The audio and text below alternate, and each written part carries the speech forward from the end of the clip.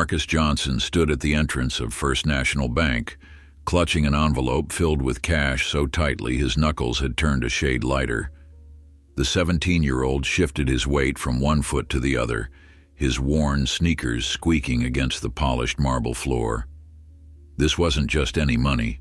It was the culmination of 2 years of early mornings, late nights, and countless hours of hustle. $2,342 to be exact. Every penny accounted for, every dollar earned.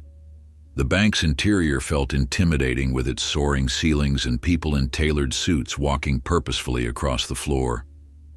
Marcus tugged at the collar of his button-up shirt, the nicest one he owned, freshly ironed this morning by his grandmother who had insisted he dress like he belonged there. His jeans were clean but faded, and he wondered if he should have worn something more formal. Too late now. He took a deep breath and approached the line for the tellers. Several people stood ahead of him. A middle-aged woman in a business suit thumbing through her phone, an elderly man with a cane counting coins in his palm, and a couple discussing something in hushed tones. Marcus checked the time on his phone. He had an hour before he needed to be at his afternoon shift at Pete's auto shop. Plenty of time, he thought. As the line inched forward, Marcus rehearsed what he would say in his head. "I'd like to open an account and make a deposit." Simple enough. Still, his heart hammered against his rib cage. He'd never had a bank account before. No one in his family did. They operated in cash, always had. But Marcus had different plans. When he finally reached the front of the line, the teller, a woman with graying hair and glasses perched on the tip of her nose, smiled mechanically and called, "Next, please." Marcus stepped forward, gripping his envelope even tighter. "Good afternoon. I'd like to open an account and make a deposit, please." The woman's smile didn't waver, but her eyes flicked down to his envelope, then back to his face. "Do you have any identification with you?" Marcus nodded, pulling out his wallet to retrieve his high school ID and state-issued learner's permit. He slid them across the counter. The teller examined them briefly. "I'm sorry, but you'll need to speak with one of our personal bankers to open a new account. Let me call someone over to assist you." Before Marcus could respond, she picked up a phone and murmured something he couldn't quite catch. A moment later, she pointed to a row of desks at the side of the bank. "If you'll have a seat over there, Mr. Harris will be with you shortly." Marcus thanked her and made his way to the waiting area. As he sat down, he noticed a few curious glances thrown his way. He was easily the youngest person in the bank, and definitely the only one in casual clothes. He straightened his posture, trying to project confidence he didn't entirely feel. 5 minutes passed, then 10. Marcus checked his phone again, calculating how much time he had left before work. That's when he saw him, a man in his 50s with thinning hair and a stern expression walking briskly toward him. "Mr. Johnson?" The man's voice was deeper than Marcus had expected. "Yes, sir. I'm Richard Harris. I understand you want to open an account with us today." He didn't offer his hand, didn't smile. Instead, he gestured for Marcus to follow him to a desk tucked away in the corner. Once seated, Harris clicked his pen and pulled out a form. "So tell me, what kind of account are you looking to open?" "A savings account, I think. Maybe a checking account too, if that's possible." Harris nodded, not looking up from his form. "And how old are you, Mr. Johnson?" 17, sir." At this, Harris paused, finally meeting Marcus's eyes. "You're aware that as a minor you'll need a parent or guardian to co-sign on the account?" Marcus felt his heart sink. I didn't know that. My grandmother raised me, but she doesn't use banks. Could she sign?" "Is she your legal guardian?" "Yes, sir." "Then yes, she could. But she would need to be here in person with her identification." Harris's tone was matter-of-fact, borderline dismissive. Marcus gripped the envelope tighter. "I see. Well, I can come back with her tomorrow. but I was hoping to deposit this today." He placed the envelope on the desk. "I've been saving for college." Harris glanced at the envelope but didn't touch it. "And how much are you looking to deposit?" $2,342. For the first time, Harris showed a flicker of interest, his eyebrows rising slightly. "That's quite a sum for someone your age. May I ask where this money came from?" The question hung in the air, and Marcus felt a familiar tightness in his chest. He'd seen that look before, the suspicion, the unspoken assumptions. But he kept his voice steady as he replied, "I've been working part-time at Pete's auto shop for 2 years. I also do lawn care for neighbors on weekends and during summer break. I've saved everything I could." Harris's expression didn't change. "I see. And you have proof of this income? Pay stubs, perhaps?" Marcus shook his head. "I get paid in cash for most of it. Pete gives me a handwritten receipt each week, but I didn't bring those with me." Harris leaned back in his chair, folding his hands on the desk. "Mr. Johnson, I'm sure you understand that we have certain protocols in place. Large cash deposits require verification, especially from new clients." "It's not that large, is it?" Marcus asked, genuinely confused. "I thought banks deal with much bigger amounts all the time." "It's not just about the amount," Harris explained, his tone cooling further. "It's about ensuring compliance with banking regulations. Without proper documentation of where this money came from, we might have to file a currency transaction report, and that can be complicated." Marcus felt his hope fading. He'd been so excited about this moment, had dreamed about it for months. His first bank account, a step toward the future he envisioned for himself. Now it was slipping away over protocols he didn't understand. "So I can't deposit the money today, even with my ID." "I didn't say that," Harris replied. "But I would need to speak with my manager about this situation. Wait here."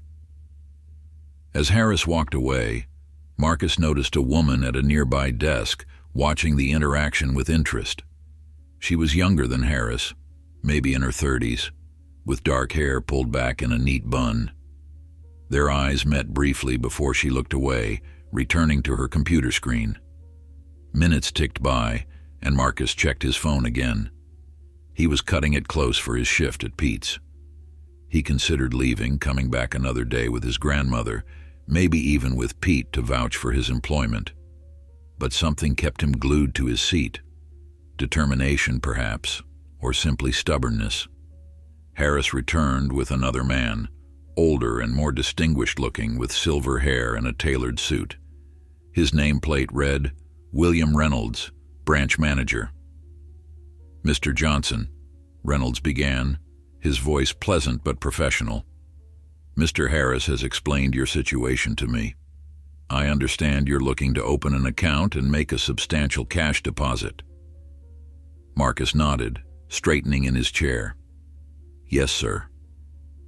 Reynolds studied him for a moment, then sat down in Harris's vacant chair. "May I ask what you're saving for?" "College, sir. I want to study mechanical engineering. I've been working at an auto shop, and I really enjoy understanding how things work, fixing what's broken." Reynolds nodded thoughtfully. "That's commendable. And all of this money comes from your work?" "Yes, sir. I've been saving for almost 2 years now. And why choose our bank? There are others closer to the south side where I assume you live." The question caught Marcus off guard. "My school counselor, Mrs. Winters, recommended this branch. She banks here and said you have good rates for student accounts." At the mention of Mrs. Winters, something in Reynolds' expression shifted, but Marcus couldn't quite read it. The manager exchanged a glance with Harris, who remained standing. "Well, Mrs. Winters is indeed a valued customer," Reynolds said after a moment. "However, as Mr. Harris explained, we do have certain procedures for opening accounts, especially for minors." Marcus felt his shoulders slump slightly. "I understand. I'll come back with my grandmother tomorrow. Reynolds held up a hand. Before you do that, let me propose an alternative. We can accept your deposit today into a temporary holding account. When you return with your grandmother, we can transfer it to your permanent account. This way, your money will be safe, and you won't have to carry it around or bring it back tomorrow. Marcus's eyes widened. You can do that? I can make an exception, yes, Reynolds replied, a small smile finally appearing on his face. We'll just need you to fill out some preliminary paperwork and provide your identification again. As Reynolds pulled out the forms, the woman Marcus had noticed earlier approached their desk. Mr. Reynolds, if you're busy, I'd be happy to assist this young man with his account setup. Reynolds looked up, seeming slightly surprised. That's all right, Ms. Daniels. I've got this handled. Actually, Ms. Daniels continued, her voice polite but insistent, I was hoping to discuss the community outreach program with you. We have that meeting later this week, and this might be a perfect opportunity to implement some of those initiatives we've been talking about. A moment of understanding passed between them, and Reynolds nodded slowly. You make an excellent point, Ms. Daniels. Perhaps you would be better suited to assist Mr. Johnson after all. As Reynolds stood to leave, he extended his hand to Marcus. It was a pleasure meeting you, Mr. Johnson. Ms. Daniels will take good care of you. Marcus shook his hand, a bit bewildered by the exchange, but relieved that things seemed to be moving forward. Ms. Daniels took the seat across from him, her smile genuine and warm. I'm Alicia Daniels, one of the senior financial advisors here. Let's get you set up, shall we? For the next 20 minutes, Alicia guided Marcus through the paperwork with patience and clarity. She explained each form, each term, making sure he understood everything before signing. When they reached the part about the deposit, she counted the money efficiently, without a hint of suspicion or judgment. $2,342, exactly as you said, she confirmed, filling out the deposit slip. That's impressive, Marcus. Many adults don't have this kind of discipline. Thank you, Marcus replied, feeling a weight lifting from his shoulders. It wasn't easy, but I have a goal. Alicia nodded, her eyes reflecting genuine interest. Mechanical engineering, right? That's a fantastic field. As she continued processing his paperwork, Marcus couldn't help but notice the stark difference between her approach and Harris's. Where he had seen suspicion, she showed respect. Where he had created obstacles, she offered solutions. Finally, Alicia handed him a temporary receipt.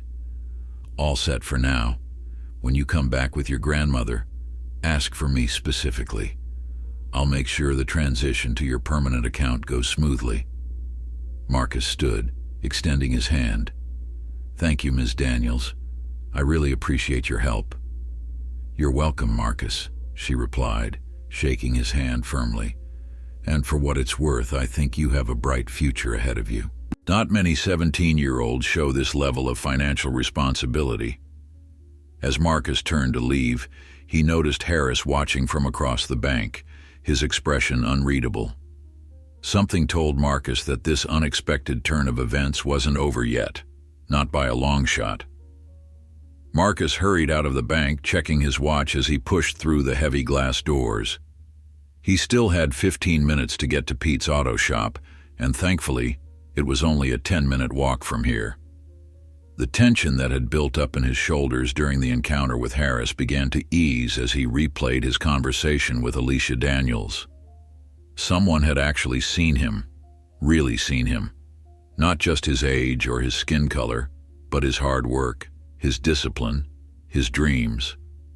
As he walked, Marcus couldn't help but think about Harris's reaction. It wasn't anything new. He'd encountered that same look countless times before, at convenience stores where clerks watched him a little too closely, at shopping malls where security guards seemed to materialize whenever he lingered too long in one spot, and now at a bank where he was trying to do something responsible with his money. The irony wasn't lost on him. His phone buzzed in his pocket. A text from his grandmother. "How did it go at the bank?" Marcus typed back quickly. "Got complicated. Need you to come with me tomorrow. I'll explain when I get home." He pocketed his phone and picked up his pace. The auto shop came into view. A weathered building with a large garage door opened to reveal the underbelly of a car hoisted on a hydraulic lift. The familiar sounds of metal clanking against metal and the smell of motor oil greeted him as he walked in. "There he is," Pete's booming voice echoed through the garage. "Was beginning to think you weren't gonna show, kid." Pete Coleman was a mountain of a man with hands permanently stained with grease and a smile that took up half his face. At 58, he moved with the energy of someone half his age, darting between cars with practiced ease. "Sorry if I'm cutting it close," Marcus replied, already heading to the back room to change into his work clothes. "Had to stop at the bank." Pete raised an eyebrow, following him. "The bank, huh? Finally decided to do something with all that cash you've been squirreling away?" Marcus nodded as he pulled on his coveralls. "Trying to. Got complicated." Pete leaned against the doorframe, arms crossed over his broad chest. "Complicated how?" Marcus hesitated, then gave Pete the abbreviated version, the questions about the source of his money, the requirement for a guardian to be present, and finally Ms. Daniels stepping in to help. Pete's expression darkened as Marcus spoke, his bushy eyebrows drawing together. When Marcus finished, Pete shook his head. "That Harris fella sounds like a real piece of work. Should have called me. I would have set him straight about where your money comes from."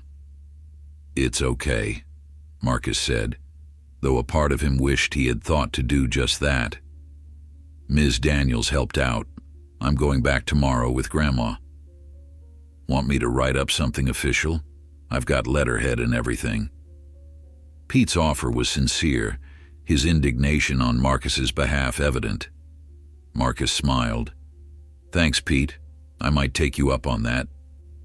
"You do that," Pete said firmly. "Now let's get to work. Got a transmission that's giving me fits."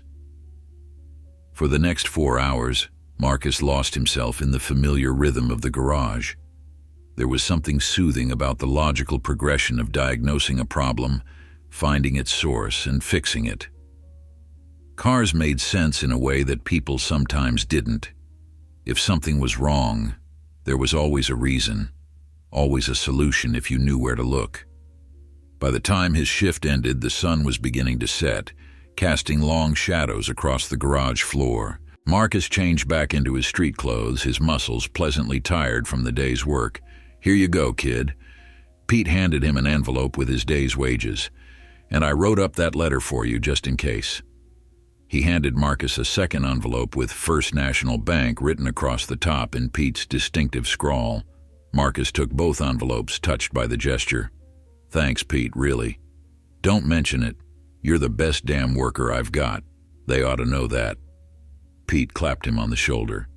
"Now get on home before your grandmother starts calling me, wondering where you are." The walk home took Marcus through the heart of his neighborhood. The South Side wasn't what most people would call pretty, with its mix of modest homes and apartment buildings that had seen better days, but it was home. He knew every crack in the sidewalk, every corner store, every neighbor who sat on their porch in the evenings. As he passed Mrs. Wilson's house, she called out to him from her porch swing. "Marcus Johnson, is that you hurrying by without saying hello?" Marcus stopped, smiling despite his fatigue. "Evening, Mrs. Wilson. Sorry, just got a lot on my mind." The elderly woman peered at him over her reading glasses. "Well, come on up here for a minute and tell me what's got you looking so serious." There was no refusing Mrs. Wilson. She had been his third-grade teacher before retiring, and she still had that authoritative presence that made even grown men straighten their posture. Marcus climbed the steps to her porch and sat in the wicker chair beside her swing. "Now, what's troubling you?" she asked, setting aside the book she'd been reading. Marcus found himself telling her about the bank, about Harris and Reynolds and Ms. Daniels. Mrs. Wilson listened intently, her expression shifting from concern to indignation to satisfaction as he recounted the day's events. "Alicia Daniels," Mrs. Wilson said when he finished, nodding approvingly. "I taught her too, you know. Smart as a whip, that girl. Grew up not 5 blocks from here." Marcus blinked in surprise. "She grew up in the neighborhood?" "Sure did. Family struggled, but she worked hard, got scholarships, went off to college, and came back determined to make a difference. Not surprised she stepped in to help you." Mrs. Wilson's eyes twinkled. "Sometimes angels come in the form of people who've walked your path before." Marcus pondered this as he said goodbye to Mrs. Wilson and continued home. The thought that Ms. Daniels might understand his situation better than he'd realized gave him a renewed sense of hope about returning to the bank tomorrow. His grandmother was waiting for him when he arrived, sitting at their small kitchen table with a cup of tea steaming in front of her. Clara Johnson was a petite woman with a spine of steel, her hair gone completely silver, and her face etched with the lines of a life lived fully, if not always easily. "There you are," she said, relief evident in her voice. "Was beginning to worry." "Sorry, Grandma. Stopped to talk to Mrs. Wilson on the way home." Marcus set his backpack down and joined her at the table. "That woman could talk the ears off a cornfield," Clara chuckled. "Now tell me about this bank business. Your text was mighty vague." Marcus explained the day's events in detail, watching his grandmother's expression shift from curiosity to anger to grudging approval as he described Ms. Daniels' intervention. "I knew there was a reason I never trusted those banks," Clara muttered when he finished, "always looking down their noses at folks like us." "Not all of them, Grandma. Ms. Daniels was different." Clara sighed, reaching across the table to pat his hand. "One good apple doesn't mean the whole barrel isn't rotten, child, but I'm glad she helped you." She straightened her shoulders. "What time tomorrow do we need to be there?" "Ms. Daniels said she'd be in after 10. I thought maybe around 11. I can skip my morning classes." "You will do no such thing," Clara interrupted firmly. "Your education comes first, always. I'll meet you at the bank after school." Marcus knew better than to argue. "Yes, ma'am." Clara's expression softened. "I'm proud of you, you know that? Saving all that money, thinking about your future. Your mama would be proud too." The mention of his mother sent a familiar ache through Marcus's chest. She'd been gone for 10 years now, cancer taking her swiftly when Marcus was just 7. His father had never been in the picture, so Clara had stepped in, raising her grandson with all the love and stern guidance she could muster. "I hope so," Marcus said quietly. "I know so," Clara replied with certainty. "Now there's leftover meatloaf in the fridge. Heat it up while I go find my good ID for tomorrow." The next day crawled by. Marcus found it nearly impossible to focus on his classes, his mind constantly drifting to the afternoon's bank visit. By the time the final bell rang, he was practically vibrating with nervous energy. He met his grandmother outside the school, surprised to see Pete's truck idling at the curb beside her. "Pete, what are you doing here?" "Your grandmother called me," Pete explained, grinning. "Thought you might need some backup." Clara nodded firmly. 2 witnesses are better than 1. Marcus felt a surge of gratitude as he climbed into the truck beside them. "Thanks, guys. Really." The ride to the bank was filled with Pete and Clara exchanging stories about difficult people they'd encountered in their lives and how they'd handled them. By the time they pulled into the bank's parking lot, Marcus was feeling more confident, bolstered by their support. The same security guard nodded to them as they entered, his eyes lingering curiously on the unusual trio: a silver-haired elderly woman in her Sunday best, a massive auto mechanic still in his work clothes, and Marcus, who had changed into a button-down shirt and his best jeans after school.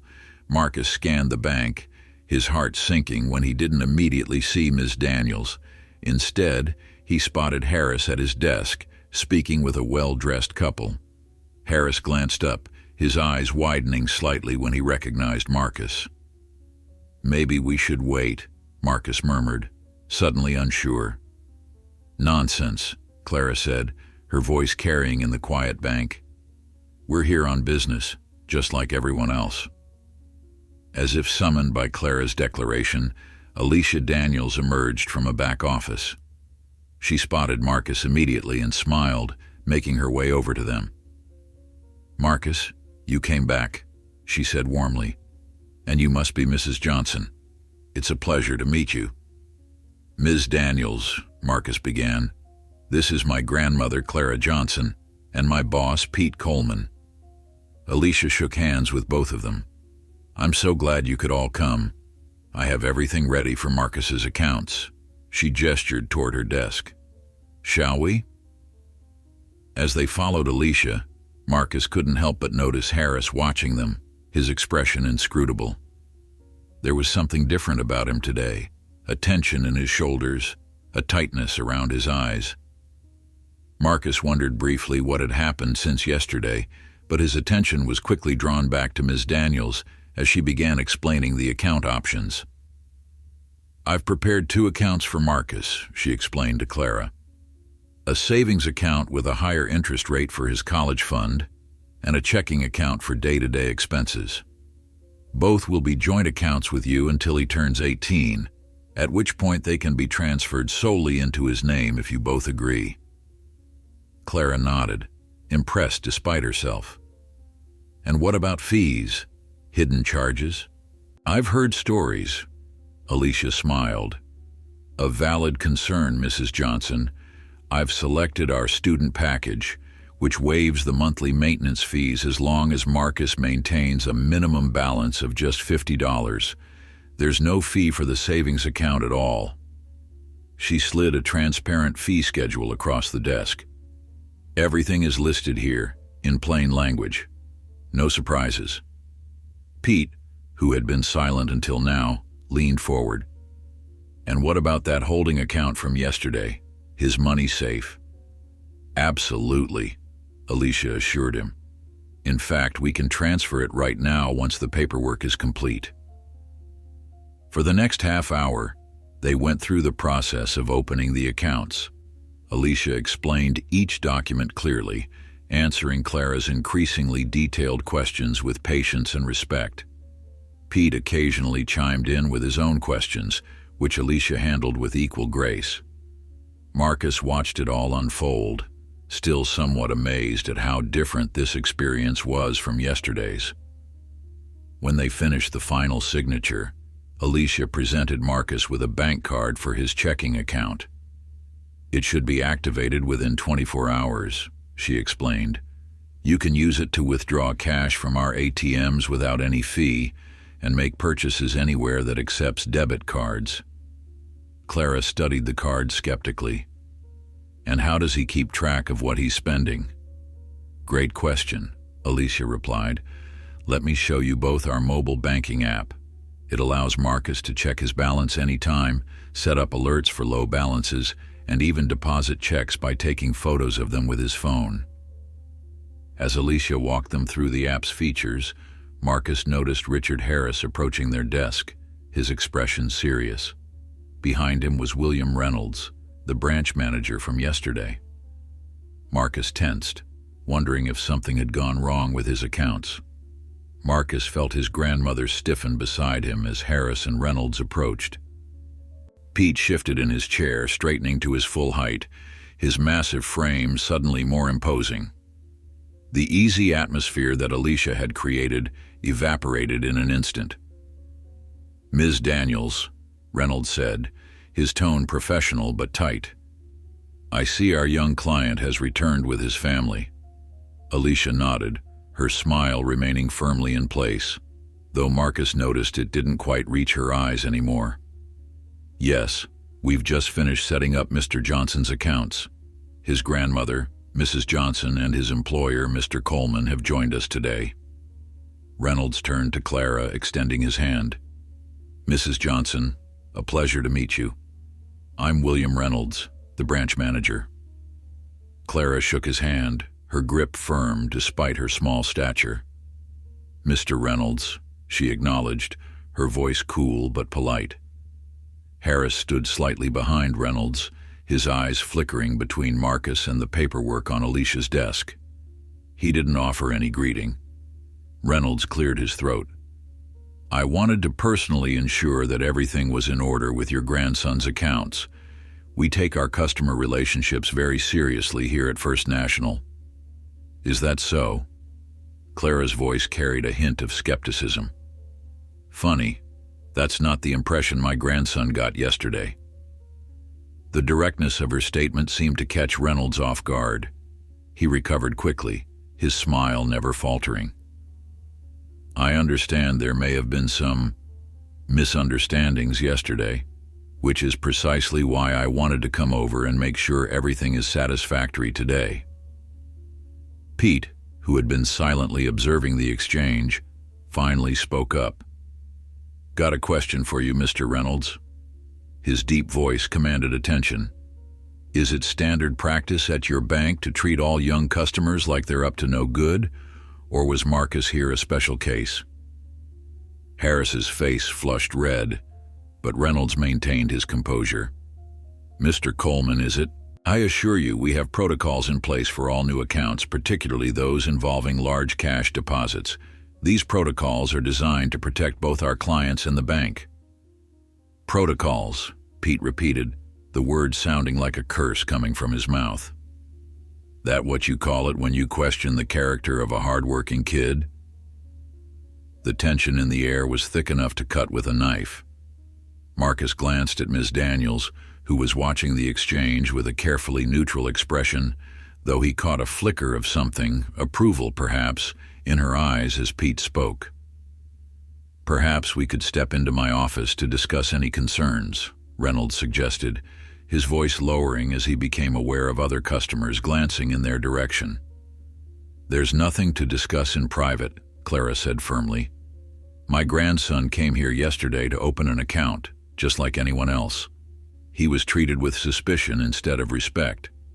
Today, Ms. Daniels has shown us what proper customer service looks like. That's all there is to it." Reynolds nodded slowly, seeming to realize that this situation wasn't going to be smoothed over with corporate platitudes. "Mrs. Johnson, you're absolutely right, and I want to personally apologize if Marcus felt unwelcome in our bank." He turned to Marcus directly. "Young man, we value your business and appreciate the trust you've placed in us with your hard-earned savings." The apology sounded rehearsed to Marcus's ears, but he nodded politely. "Thank you, sir." Harris, who had remained silent throughout the exchange, finally stepped forward. "If I may," he began, his voice strained, "I'd like to add my own apology. I was overly cautious yesterday. It wasn't my intention to make you feel unwelcome."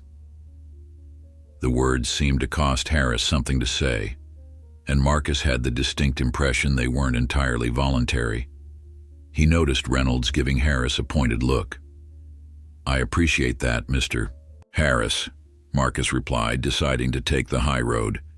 His grandmother had always taught him that sometimes the strongest thing you could do was show grace when it wasn't expected. Harris looked like he wanted to say more, but thought better of it. He nodded stiffly and took a step back. Reynolds cleared his throat again. "Well, if there's anything else you need, please don't hesitate to ask. Ms. Daniels will continue to be your primary point of contact at our branch." He handed Clara a business card. "And here's my direct line, should you ever need to reach me." With that, Reynolds turned to leave, gesturing for Harris to follow him. As they walked away, Marcus caught Alicia's subtle eye roll, which she quickly masked with a professional smile. "Now, where were we?" she asked brightly, turning back to them. "Ah, yes, the mobile banking app." For the next 15 minutes, they resumed their previous conversation as if the interruption had never happened. Alicia showed Marcus how to set up automatic transfers from his checking to his savings account, explained how interest worked, and demonstrated how to set up notifications for his account activity. As they wrapped up, Alicia handed Marcus a folder containing copies of all his account information. "Everything's in here. Account numbers, terms and conditions, fee schedules. Keep it in a safe place." "I will," Marcus promised, tucking the folder carefully into his backpack. Clara reached across the desk to shake Alicia's hand. "Thank you, Ms. Daniels. It's refreshing to meet someone who treats people with respect, regardless of their age or where they come from." "It's been my pleasure, Mrs. Johnson," Alicia replied warmly. "And Marcus, don't hesitate to contact me if you have any questions about your accounts." As they stood to leave, Pete placed a heavy hand on Marcus's shoulder. "Proud of you, kid. First step toward that engineering degree." They were nearly at the door when Alicia called out, "Marcus, wait!" She hurried over to them, lowering her voice as she reached them. "I just wanted to say, what happened yesterday wasn't right, and it wasn't an isolated incident." Marcus frowned. "What do you mean?" Alicia glanced around quickly before continuing. "This isn't the first time I've seen Harris treat customers differently based on, well, let's just say certain characteristics. Age, zip code, appearance." She didn't have to spell it out further. They all understood what she meant. "That doesn't surprise me one bit," Clara said, shaking her head. "The thing is," Alicia continued, "nothing ever changes because no one ever reports it. Most people just walk away frustrated, never to return. They don't know they can file a formal complaint." Pete crossed his arms. "You suggesting we file a complaint?" "I'm not suggesting anything officially," Alicia replied carefully. "But as a community member who grew up not far from where you live, Marcus, I believe in speaking up when something isn't right." She slipped a small card into Marcus's hand. "This has the contact information for our regional compliance office. They take discrimination complaints very seriously." Marcus stared at the card, a mix of emotions washing over him. Part of him wanted to just move on, to focus on his future and not dwell on yesterday's unpleasant experience. But another part of him thought about the next person who might walk into this bank, someone who might not have a Ms. Daniels to step in and help. "I'll think about it," he said finally, pocketing the card. Alicia nodded, understanding in her eyes. "That's all I ask." She straightened, her professional demeanor returning. "It was a pleasure meeting all of you. Have a wonderful afternoon." As they walked to Pete's truck, Clara was uncharacteristically quiet. It wasn't until they were all seated inside that she spoke. "That young woman has courage." Pete nodded as he started the engine. "Sure does, putting her neck out like that." Marcus pulled out the card Alicia had given him, turning it over in his hands. "Do you think I should file a complaint?" Clara placed her hand on his arm. "That's your decision, child. But ask yourself this. If you don't speak up, who will?" The ride home was contemplative, each of them lost in their own thoughts. Pete dropped them off at their house, promising to pick Marcus up for his shift the next day. As they walked up the porch steps, Clara turned to Marcus. "I'm going to fix us some dinner. You've got homework to do."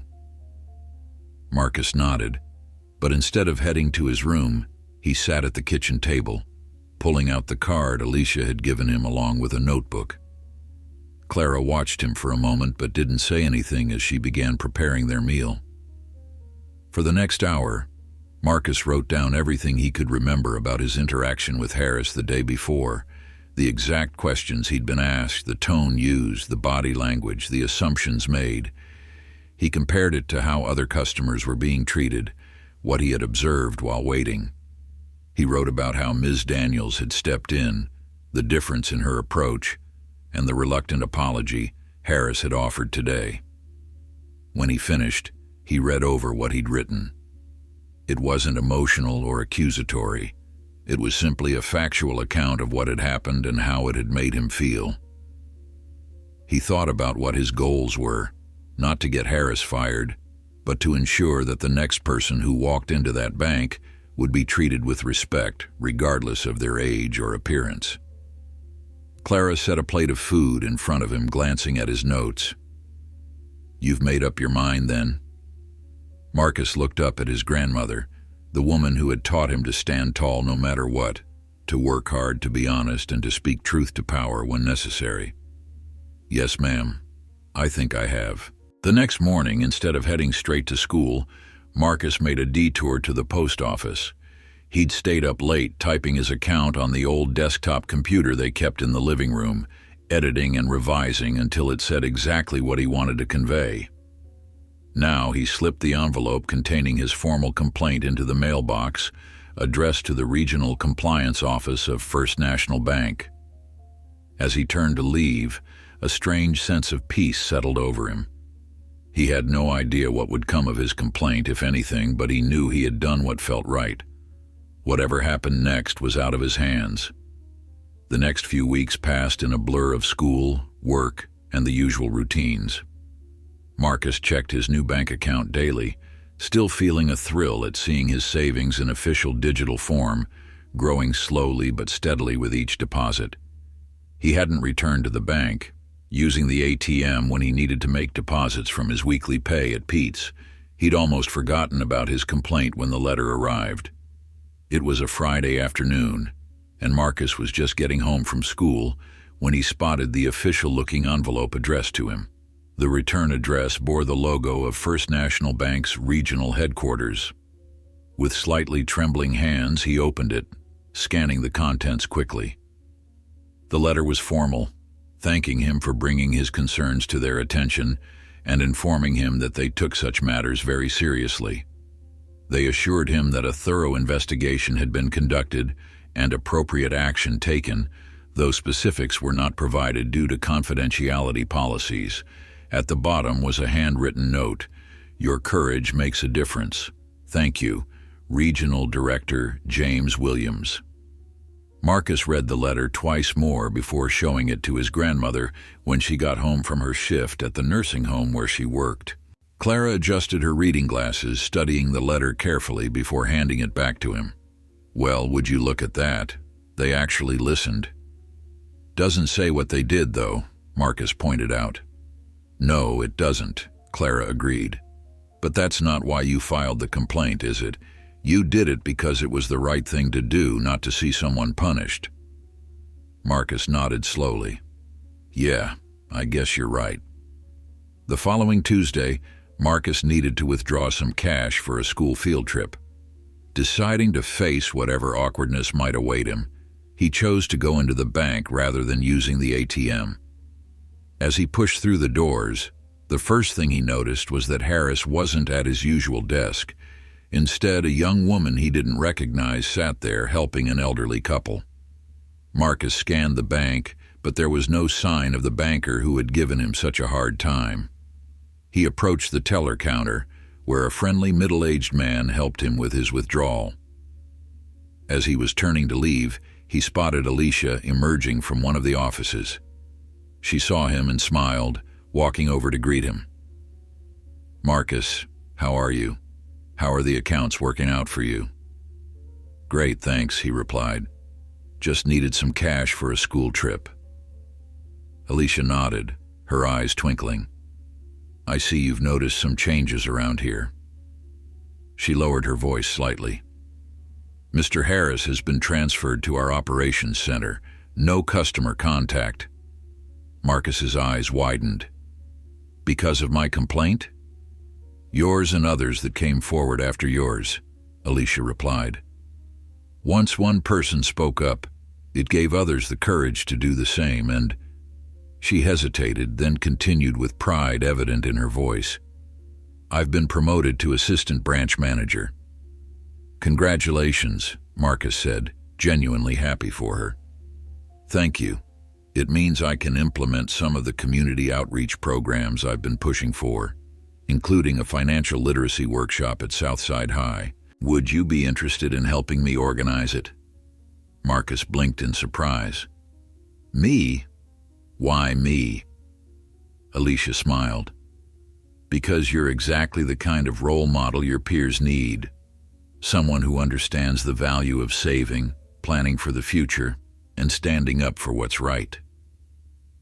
As Marcus walked out of the bank a few minutes later, having agreed to help with the workshop, he couldn't help but marvel at how differently things had turned out from what he'd initially expected.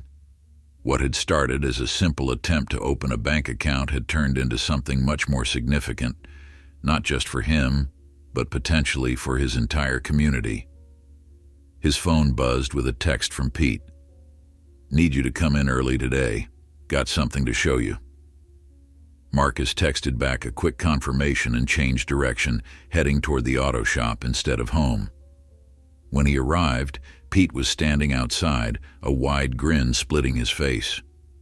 "What's up?" Marcus asked, curious about Pete's evident excitement. Pete jerked his thumb toward the garage. "Got a special project I want you to lead. Customer brought in a '67 Mustang that needs a complete engine rebuild. Thought you might be interested considering what you want to study in college." Marcus's eyes widened. "Are you serious? You want me to lead the rebuild?" "Dead serious," Pete replied. "You've got the skills, and it's time you put them to use on something challenging. Consider it an investment in your future." As Marcus followed Pete into the garage, he felt a surge of gratitude for all the people who had chosen to invest in him. His grandmother, Pete, even Ms. Daniels in her own way. Sometimes he realized the greatest surprise wasn't how people could tear you down, but how they could lift you up when you least expected it. 2 weeks later, Marcus found himself sitting across from Alicia in a small conference room at First National Bank. Spread between them were flyers, handouts, and a draft curriculum for the financial literacy workshop they were planning for Southside High. "I think we should focus on the basics first," Marcus said, pointing to the outline. "Most of my classmates don't even have bank accounts. Their parents cash their paychecks at those check-cashing places that take a huge cut." Alicia nodded, making notes. "You're absolutely right. We can't jump straight to investment strategies if people don't understand why a bank account is better than keeping cash under a mattress." She looked up, her expression curious. "What made you different? Why did you decide to save your money and open an account when that wasn't the norm around you?" Marcus considered the question. "My grandmother, mostly. She doesn't trust banks herself. Too many bad experiences. But she always told me I needed to create different opportunities than she had." He paused, remembering countless late-night conversations at their kitchen table. "And Mrs. Winters, my guidance counselor. She talked to me about college scholarships, explained that I'd need money beyond what scholarships might cover." "So it was having mentors who guided you," Alicia summarized. "People who took the time to explain the why behind financial decisions." "Exactly. No one ever taught this stuff in school. We learn algebra and Shakespeare, but not how to manage money or build credit." Marcus gestured to the curriculum draft. "That's why this workshop needs to be practical, not just theoretical." Alicia's eyes lit up. "What if we made it interactive? Real-life scenarios, hands-on activities, maybe even set up a mock bank in the classroom." "And we could create a budget challenge," Marcus added, getting excited. "Give everyone a fictional salary and expenses. See who can save the most over a simulated month." For the next hour, they refined their ideas, transforming the conventional financial seminar outline into something more dynamic and relevant to Southside High students. By the time they finished, the workshop had evolved into a 4-session program covering banking basics, budgeting, saving strategies, and an introduction to credit. "This is fantastic, Marcus," Alicia said as they gathered their papers. "You have a real talent for breaking down complex ideas into relatable terms." Marcus shrugged, uncomfortable with the praise but secretly pleased. "I just know what confused me when I was first learning this stuff." That perspective is invaluable. Alicia checked her watch. I'll type up our notes and send them to Principal Watkins for approval. How's next Thursday for our next planning session? That works, Marcus replied. I've got the early shift at Pete's that day, but I'm free after 4. As Marcus left the bank, he couldn't help but reflect on how drastically his relationship with this institution had changed in just a few weeks. From being viewed with suspicion to being treated as a valued collaborator, the transformation was remarkable. His phone buzzed with a text from Pete. How's that carburetor coming along? Marcus smiled, typing back. Almost finished. Had to order a special gasket. Should be here tomorrow. The Mustang rebuild had become his passion project. Pete had given him primary responsibility for the engine restoration, with guidance when needed, but enough autonomy to make him feel trusted. The project was challenging, pushing the limits of his mechanical knowledge and forcing him to learn new skills almost daily. When he arrived at the auto shop an hour later, Pete was waiting with a package. Special delivery, he announced, holding up a small box. That gasket you've been waiting for. Marcus's face lit up. Perfect timing. I can finish the carburetor assembly today. That's not all, Pete said, pulling out an envelope from his back pocket. This came for you too, looks important.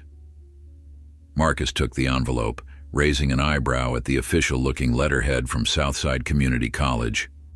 He opened it carefully, his eyes widening as he read the contents. What is it? Pete asked, noticing his expression. It's an invitation to apply for their early admission engineering program, Marcus said, his voice tinged with disbelief. For high school students who want to earn college credits before graduation, they're offering a scholarship that would cover the costs. Pete clapped him on the shoulder, his face breaking into a wide grin. Well, look at that. They finally figured out what I've known all along, that you're something special. Marcus read the letter again, trying to process this unexpected opportunity. It says Mrs. Winters recommended me. Classes would be in the evenings, twice a week. You going to do it? Marcus nodded slowly, then with more conviction. Yeah, I am. Good, Pete said firmly. Now let's get that carburetor finished. That Mustang isn't going to rebuild itself. For the next few hours, Marcus lost himself in the familiar rhythm of mechanical work. There was something deeply satisfying about taking something broken and making it whole again, about understanding the precise relationship between each component and how they work together. It wasn't that different from what he was trying to do with the financial workshop, breaking down complex systems into understandable parts. When he got home that evening, he found his grandmother sitting with Mrs. Wilson at their kitchen table, playing cards and chatting over cups of tea. There he is, Clara said as he walked in. We were just talking about you. All good things, I hope, Marcus replied, setting down his backpack. Mrs. Wilson smiled warmly. Of course. Your grandmother was telling me about your financial literacy project with Alicia. I'm impressed, young man. Marcus shrugged, slightly embarrassed. It's not a big deal. It most certainly is, Mrs. Wilson countered. Teaching others what you've learned is one of the most valuable things you can do. She shuffled the cards with practiced efficiency. In fact, I was thinking we might expand this beyond just the high school. Marcus raised an eyebrow as he grabbed an apple from the fruit bowl. What do you mean? The community center on Maple Street has been looking for programs to offer. I'm on the board there, and we have space, but not enough structured activities. A financial workshop series for adults might be just what we need. Clara nodded in agreement. Lots of folks around here could use that kind of knowledge, not just the young ones. Marcus took a bite of his apple, considering the idea. It was one thing to help organize a workshop for his peers, but teaching adults was a whole different challenge. I don't know if I'm qualified to teach adults about finance. You wouldn't be doing it alone, Mrs. Wilson clarified. Alicia would be the primary instructor, I imagine, but you could assist. Share your perspective. She fixed him with a knowing look. Sometimes people need to hear things from someone who walks in their shoes, not just from an expert. The seed of possibility took root in Marcus's mind. He thought about all the families in their neighborhood struggling with predatory loans, check-cashing fees, and rent-to-own schemes that ultimately cost them far more than they could afford. How many of them simply didn't know there were better options? "I'll talk to Alicia about it," he said finally. "See what she thinks." Mrs. Wilson beamed at him. "That's all I ask." The next day at school, Marcus found himself distracted during his classes, his mind oscillating between the community college opportunity, the financial literacy workshops, and the Mustang rebuild. It was Mrs. Winters who noticed his preoccupation when he stopped by her office during lunch. "You seem like you're carrying the weight of the world today," she observed, gesturing for him to take a seat. Marcus sank into the chair across from her desk. "Not the world. Just a lot of different projects." He pulled out the community college letter. "I got this yesterday. Thank you for recommending me." Mrs. Winters smiled. "You earned that recommendation, Marcus. Your grades and your dedication made it an easy choice." She leaned forward. "But something tells me that's not what's on your mind." Marcus hesitated, then explained about the financial workshops, both the one planned for the school and Mrs. Wilson's suggestion about expanding to the community center. "And you're worried about taking on too much?" Mrs. Winters guessed. "Partly," Marcus admitted. "But also, what if I'm not good enough? What if I mess up and give people bad advice?" Mrs. Winters considered him thoughtfully. "Do you remember when you first started at Pete's auto shop? Did you know everything about cars then?" "Of course not. I could barely change oil. But Pete saw potential in you, gave you opportunities to learn, and now you're rebuilding a classic car engine." She smiled. "Teaching is a skill like any other. You'll get better with practice." Marcus nodded slowly. "I guess I hadn't thought about it that way. Besides," Mrs. Winters continued, "you bring something valuable to this project that Alicia, for all her expertise, doesn't have. Authentic understanding of the barriers people in your community face. That perspective matters." By the time Marcus left Mrs. Winters' office, his doubts hadn't completely vanished, but they had diminished enough for him to text Alicia about Mrs. Wilson's idea. Her response came almost immediately. "Love this. Can we meet tomorrow to discuss expanding the program?" The next few weeks passed in a whirlwind of activity. Marcus divided his time between school, the auto shop, planning sessions with Alicia, and his new evening classes at Southside Community College. The engineering program was challenging but exhilarating, introducing him to concepts and technologies he'd only read about before. The financial literacy workshop at Southside High was scheduled for the following month, with the community center program to follow shortly after. Principal Watkins had been enthusiastic about the initiative, even suggesting that it might become a regular part of the school's programming if the pilot was successful. One evening, as Marcus was working late at Pete's shop, focusing intently on reassembling part of the Mustang's transmission, he was startled by the sound of the front door opening. "We're closed," he called out, not looking up from his work. "I know," came a familiar voice. "I was driving by and saw the lights on." Marcus turned to find William Reynolds, the First National branch manager, standing awkwardly in the doorway of the garage. "Mr. Reynolds," Marcus said, surprise evident in his voice, "what are you doing here?" Reynolds stepped into the garage, looking somewhat out of place in his suit and tie amidst the tools and grease. "I wanted to talk to you, away from the bank. Ms. Daniels mentioned you work here." Marcus set down his tools and wiped his hands on a rag, uncertain what to make of this unexpected visit. "Is something wrong with my account?" No, nothing like that, Reynolds assured him quickly. Actually, I came to thank you. Marcus blinked. Thank me? For what? Reynolds sighed, running a hand through his silver hair. For having the courage to speak up when you were treated unfairly. Your complaint, it triggered some much-needed changes at our branch. Marcus remained silent, waiting for him to continue.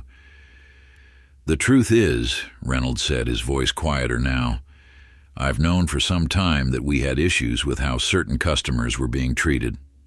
But without formal complaints, it was difficult to address. He looked directly at Marcus. Your detailed account gave me the leverage I needed to implement changes I've wanted to make for years. Like transferring Harris? Marcus asked. That was just the beginning, Reynolds replied. We've instituted mandatory bias training for all staff, revised our new account protocols, and created a community advisory board to ensure we're truly serving all neighborhoods in our area. He paused. And I've heard about the financial literacy program you're developing with Ms. Daniels. The regional office is very interested in supporting it, possibly expanding it to other branches. Marcus was stunned. He'd filed his complaint hoping to prevent someone else from experiencing what he had. He never imagined it might lead to systemic changes. I'm just doing what seemed right, he said finally. Reynolds nodded. That's precisely why I wanted to meet with you. People who do what's right even when it's difficult, they're rare. And they're exactly the kind of people we need in the banking industry. He reached into his jacket pocket and pulled out a business card. When you're ready for college internships, call me. First National has a management training program I think you'd be perfect for. As Reynolds turned to leave, he added, Oh, and that Mustang? My father had one just like it. Beautiful machines. He smiled. You're a young man of many talents, Marcus Johnson. Don't let anyone tell you otherwise. After Reynolds left, Marcus stood in the quiet garage, the manager's words echoing in his mind. From being viewed with suspicion to being recruited, the irony wasn't lost on him. But more important than the potential opportunity was the knowledge that his actions had sparked real change, not just for himself, but for his entire community. He turned back to the Mustang, running his hand along its partially restored frame. Like this classic car, his future was taking shape piece by piece, each component carefully assembled to create something powerful and enduring. And just as with the Mustang, the process was revealing unexpected complexities and possibilities he'd never imagined. The day of the first financial literacy workshop at Southside High arrived with a mix of excitement and nervous energy. Marcus stood at the back of the classroom, watching as students filtered in, some curious, others clearly dragged there by teachers who had made attendance mandatory for their classes. Alicia was at the front, setting up a projector and arranging handouts on a table. She looked professional in her navy blue suit, but had deliberately left her First National name badge at the bank. They had agreed it was better to present herself as a financial expert rather than a bank representative. Less intimidating, more approachable. You ready for this? Alicia asked as Marcus joined her at the front of the room. He nodded, though his stomach was doing somersaults. As ready as I'll ever be. The classroom filled quickly, with nearly 30 students taking seats. Marcus recognized most of them, teammates from the track team, classmates from AP Physics, kids he'd grown up with in the neighborhood. Seeing them here, about to learn something he had helped create, gave him an unexpected sense of pride. Principal Watkins stepped in briefly to introduce Alicia and, to Marcus's surprise, him as well. Many of you know Marcus Johnson, Watkins said, gesturing toward him. What you might not know is that he's taken the initiative to help bring this valuable program to our school. He'll be assisting Ms. Daniels today, so pay attention. You might learn something from your peer as well as our guest expert. A few students exchanged glances, and Marcus caught whispers of, "Since when is Marcus a finance guy?" He felt his face warm slightly but stood taller. Let them wonder. Let them see that success could look like them, come from their neighborhood, speak their language. Alicia took over smoothly, starting with a question that immediately captured everyone's attention. Who here thinks they'll be a millionaire someday? About half the hands in the room went up, some confidently, others hesitantly. Keep your hands up if you have a plan for how you'll get there, she continued. Most hands dropped. Only 3 remained, one belonging to Jamal Watson, the school's star basketball player who was already fielding college scholarship offers, another to Zoe Chen, who everyone knew had been coding since she was 12, and the third to Marcus himself. Alicia smiled. Dreams without plans are just wishes. Today, we're going to start turning those wishes into roadmaps. For the next 45 minutes, she guided the class through the basics of banking, explaining concepts in clear, relatable terms. When she talked about compound interest, she used examples of sneaker collections increasing in value. When discussing credit scores, she compared them to social media reputation, easy to damage, hard to rebuild. Marcus's role had been planned as minimal for this first session, but he found himself drawn into the discussion more than expected.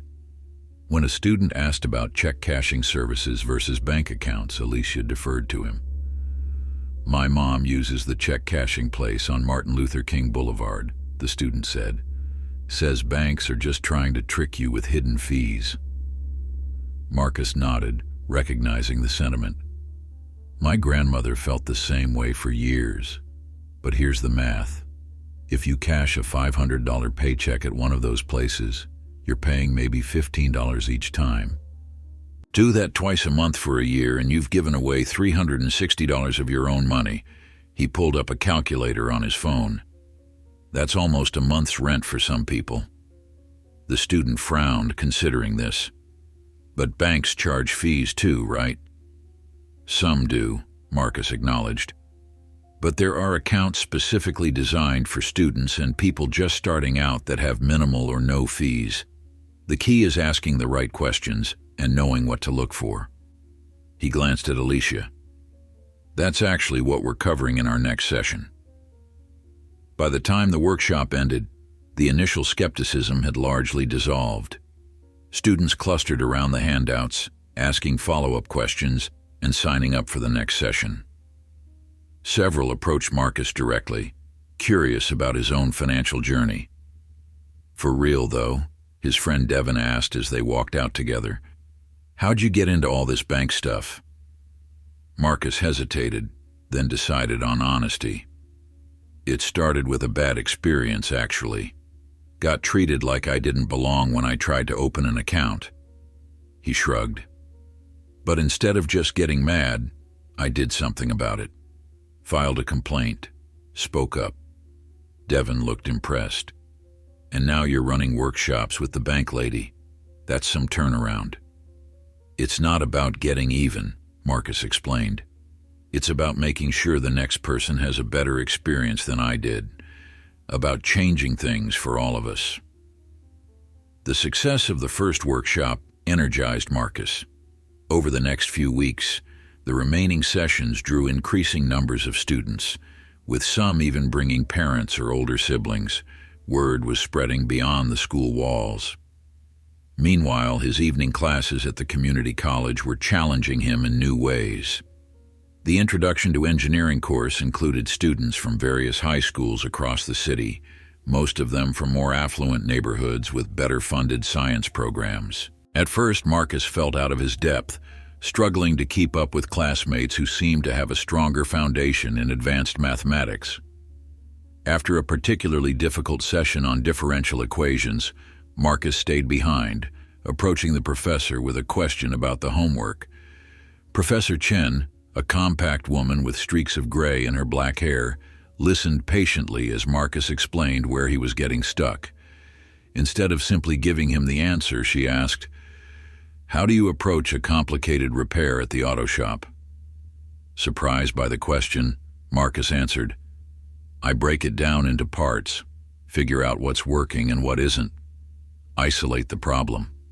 She smiled. Engineering is no different. Break the equation down. Solve what you know. Isolate what you don't. She studied him for a moment. You have good instincts, Mr. Johnson. You just need to trust them more. That conversation marked a turning point in Marcus's approach to his studies. He began seeing connections between his practical experience at Pete's and the theoretical concepts in class. The Mustang rebuild became his real-world laboratory, each mechanical challenge an opportunity to apply what he was learning in new ways. Pete noticed the change too. You're thinking different, he observed one afternoon as Marcus methodically troubleshot an electrical issue in the Mustang's wiring harness. More systematic, those college classes paying off already? Marcus nodded, carefully tracing a circuit. Professor Chen says engineering is just formalized problem solving. I'm starting to see what she means. As the final high school workshop approached, Alicia and Marcus met at the bank to prepare. The community center program was scheduled to begin the following month, and they needed to refine their curriculum based on what they'd learned from the school sessions. The feedback has been incredible, Alicia said, showing Marcus a report she'd compiled. Principal Watkins says they've never had such consistent attendance for an optional program. Marcus scanned the numbers, pleased but not entirely surprised. People want this information. They just need it presented in a way that makes sense for their lives. Alicia smiled at him across the table. You know, when I first suggested you help with this program, I thought you'd be valuable because of your perspective as a student. But you've become a genuine co-facilitator. You have a gift for this, Marcus. Before he could respond, there was a knock at the conference room door. William Reynolds entered, accompanied by a woman Marcus didn't recognize. Sorry to interrupt, Reynolds said. I wanted to introduce someone. This is Gabriela Morales, our new Vice President of Community Development. The woman stepped forward, extending her hand to Marcus. Mr. Johnson, I've heard a lot about you in this program. Mind if we join you for a few minutes? For the next half hour, Gabriela asked detailed questions about the workshops. What worked, what didn't, how students had responded to different modules. She took notes continuously, occasionally exchanging glances with Reynolds. I'll be direct, she said finally. The regional office is impressed with what you've accomplished here. We'd like to expand this program to other branches, other schools.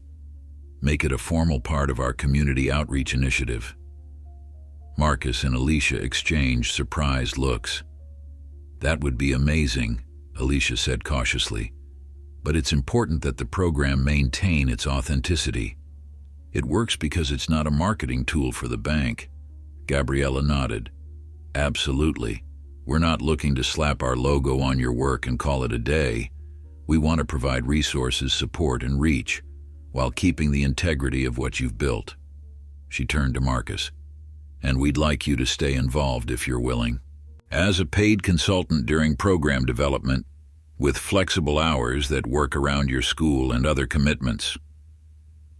Marcus felt momentarily speechless. From being viewed with suspicion by this institution to being offered a paid position, the transformation was almost too much to process. I'd need to think about it, he managed. Of course, Gabriela replied smoothly. Take your time. This is just the beginning of the conversation. After they left, Alicia grinned at Marcus. Well, that just happened. Is this for real? Marcus asked, still trying to wrap his head around the offer. Very real, Alicia assured him. Gabriela doesn't make suggestions lightly.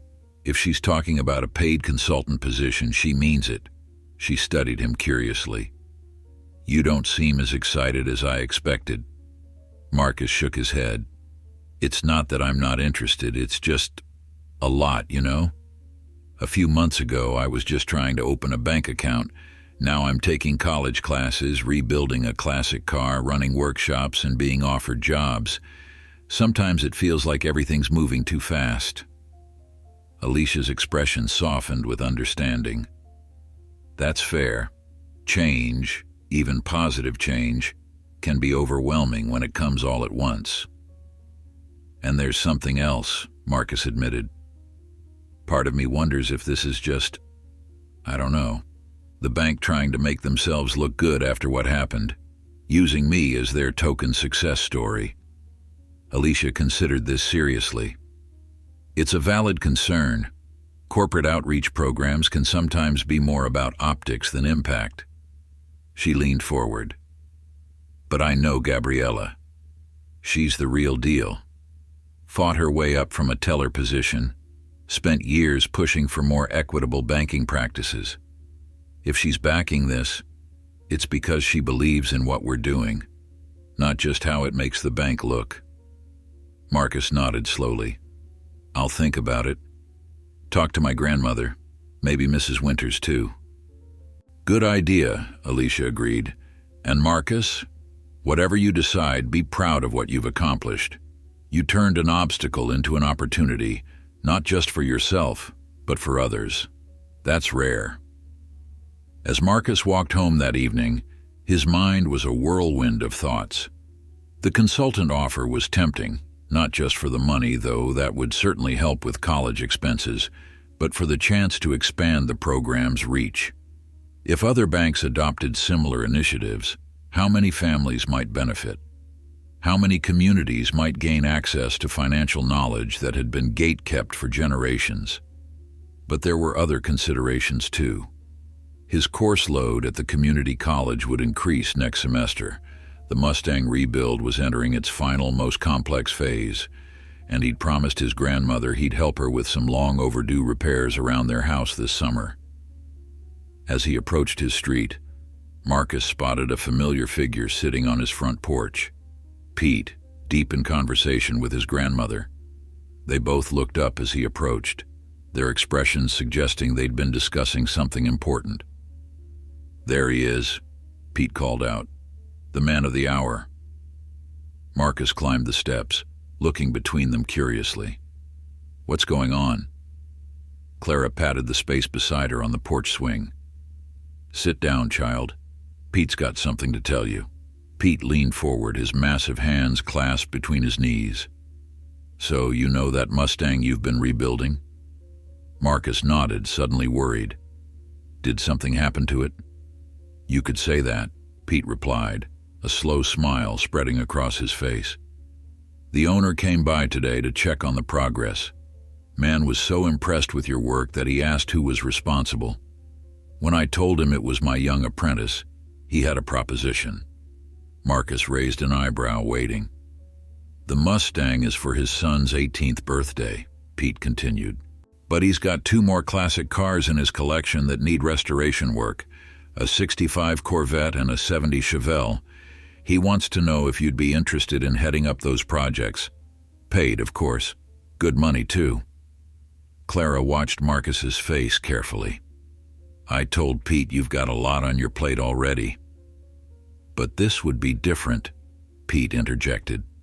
This would be you running your own restoration projects, building a portfolio. The kind of experience that engineering programs and auto design firms drool over. Marcus sat back, feeling that same sense of overwhelm he'd experienced at the bank earlier. Another opportunity, another door opening. But this one aligned perfectly with his passion for mechanical engineering, offering practical experience that would complement his theoretical studies. Can I think about it? He asked finally. Pete nodded. Take all the time you need. Opportunity ain't going nowhere. He stood, stretching his back. Just remember what I always tell you. Life rewards those who show up ready to work, Marcus finished for him, smiling despite his conflicted feelings. As Pete left, Clara turned to Marcus. You're being pulled in a lot of directions, aren't you? Marcus nodded, leaning his head against the porch swing's chain. Everyone suddenly wants a piece of me. It's a lot. Clara was quiet for a moment, gently pushing the swing with her foot. You know, there's something my grandmother used to say. When the fruit is ready, The branch bends toward the picker. Marcus looked at her questioningly. All these opportunities coming your way, they're not random. They're coming because you're ready for them, because you've put in the work to be prepared when the moment arrived. She took his hand in hers. The question isn't whether you deserve these chances. You do. The question is, which ones will take you where you truly want to go? The community center on Maple Street had seen better days. The brick building with its faded sign and patched roof had once been the heart of the neighborhood, hosting everything from wedding receptions to community meetings. Now, like many institutions in the South Side, it survived on determination and the stubborn refusal of a few dedicated volunteers to let it fade away. Marcus arrived early on Saturday morning, helping Alicia set up for the first adult financial literacy workshop. They arranged folding chairs in a semicircle, distributed handouts, and set up a small refreshment table with coffee and pastries Alicia had brought from a local bakery. "You think anyone will actually show up?" Marcus asked, surveying the empty room. "Mrs. Wilson said she spread the word," Alicia replied, though he could hear the note of uncertainty in her voice. "And we put up flyers at the grocery store, laundromat, and church." Marcus nodded, remembering the afternoons he'd spent walking around the neighborhood taping up flyers and talking to anyone who would listen about the upcoming workshop. Some had been interested, others skeptical, but most had simply been surprised that such a program was being offered at all, and for free. 10 o'clock came and went with no sign of participants. Alicia kept a brave face, rearranging the handouts for the third time. Marcus stood by the door, peering out occasionally, trying not to look disappointed. "Maybe we should have scheduled it for the afternoon," Alicia suggested. "People might have errands to run in the morning." "Maybe," Marcus agreed, though they both knew that wasn't the issue. Trust was in short supply in this neighborhood, especially when it came to financial institutions. Why would people give up a precious Saturday to listen to a banker talk about money management? At 10:15, just as Marcus was beginning to think they should pack up and try again another day, the door opened. Mrs. Wilson walked in, accompanied by 3 women from her church group. Behind them came Mr. Patterson, who owned the barbershop where Marcus had been getting his hair cut since he was 5. Then 2 young couples Marcus didn't recognize, followed by an elderly man leaning heavily on a cane. Within minutes, the trickle became a steady stream. By 10:30, every chair was filled with people standing along the walls. Marcus counted 37 attendees in all, far more than they had expected for their first session. Alicia caught his eye across the room, her expression a mix of surprise and delight. She nodded slightly, indicating it was time to begin. They had agreed that Marcus would make the introductions, a deliberate choice to establish trust with the community members. "Good morning, everyone," Marcus began, his voice steadier than he'd expected. "Thank you for coming today. My name is Marcus Johnson. Some of you know me." He nodded to Mr. Patterson and a few others who smiled in recognition. "And some of you might be wondering what a high school student is doing co-leading a financial workshop." A few chuckles rippled through the room, but the attention remained focused, curious rather than dismissive. "The truth is, I'm learning right alongside you," Marcus continued. "A few months ago, I tried to open my first bank account and discovered how little I understood about the financial system, how it works, who it works for, and how to make it work for me." He gestured to Alicia. "That's when I met Ms. Daniels, who showed me that banking doesn't have to be confusing or intimidating." Alicia stepped forward, her usual corporate polish softened for this audience. She'd chosen casual clothes rather than her bank attire, a deliberate choice they'd discussed. "Thank you, Marcus. And thank you all for being here today. Before we dive into the workshop content, I want to be completely transparent with you. Yes, I work for First National Bank. No, I'm not here to sell you anything or try to convince you to open accounts with us." She paused, making eye contact with several audience members. I grew up 6 blocks from here on Cedar Street. My mother cleaned houses and my father drove a delivery truck. We lived paycheck to paycheck, and like many of you, my parents were suspicious of banks. They cashed checks at the corner store, kept money hidden around the house, and took out payday loans when emergencies happened. The room had grown very quiet. Several people nodded in recognition of their own experiences. "I'm not here to tell you that my way is better than your way," Alicia continued. "I'm here to share information, tools that can help you make your own decisions about what's best for your financial future. That's all. Information, options, and honest answers to your questions." For the next hour and a half, Alicia led the workshop with Marcus, jumping in to provide examples or clarify points. The participants started cautiously, but as the session progressed, their questions became more frequent and specific. How could they build credit without going into debt? What were the hidden fees they should watch out for? How could they help their children learn about money management? By the time they wrapped up, the initial skepticism had given way to genuine engagement. Many participants lingered afterward, asking additional questions or signing up for the next session. Mrs. Wilson beamed proudly from her seat, clearly pleased with the turnout. As the last participants filed out, a middle-aged woman approached Marcus. "You're Clara Johnson's grandson, aren't you?" she asked. "Yes, ma'am," Marcus replied, recognizing her vaguely but unable to place her. "I'm Denise Taylor. I work with your grandmother at Riverside Nursing Home." She smiled warmly. "She talks about you all the time, how proud she is of your hard work. Now I see why." She gestured around the room. "This is important what you're doing here. Our community needs this." After she left, Alicia and Marcus packed up in companionable silence, both processing the success of the morning. "That went better than I expected," Alicia admitted as they carried leftover materials to her car. "Way better," Marcus agreed. "Did you see how many people signed up for the next session, and they're bringing friends?" Alicia nodded, closing her trunk. "I think we're onto something here, Marcus. Something that could make a real difference." She checked her watch. "I've got to run. Meeting with Gabriella about the regional expansion. Are you sure you don't want to join us?" Marcus had made his decision after careful consideration and conversations with his grandmother Pete and Mrs. Winters. "I'm sure.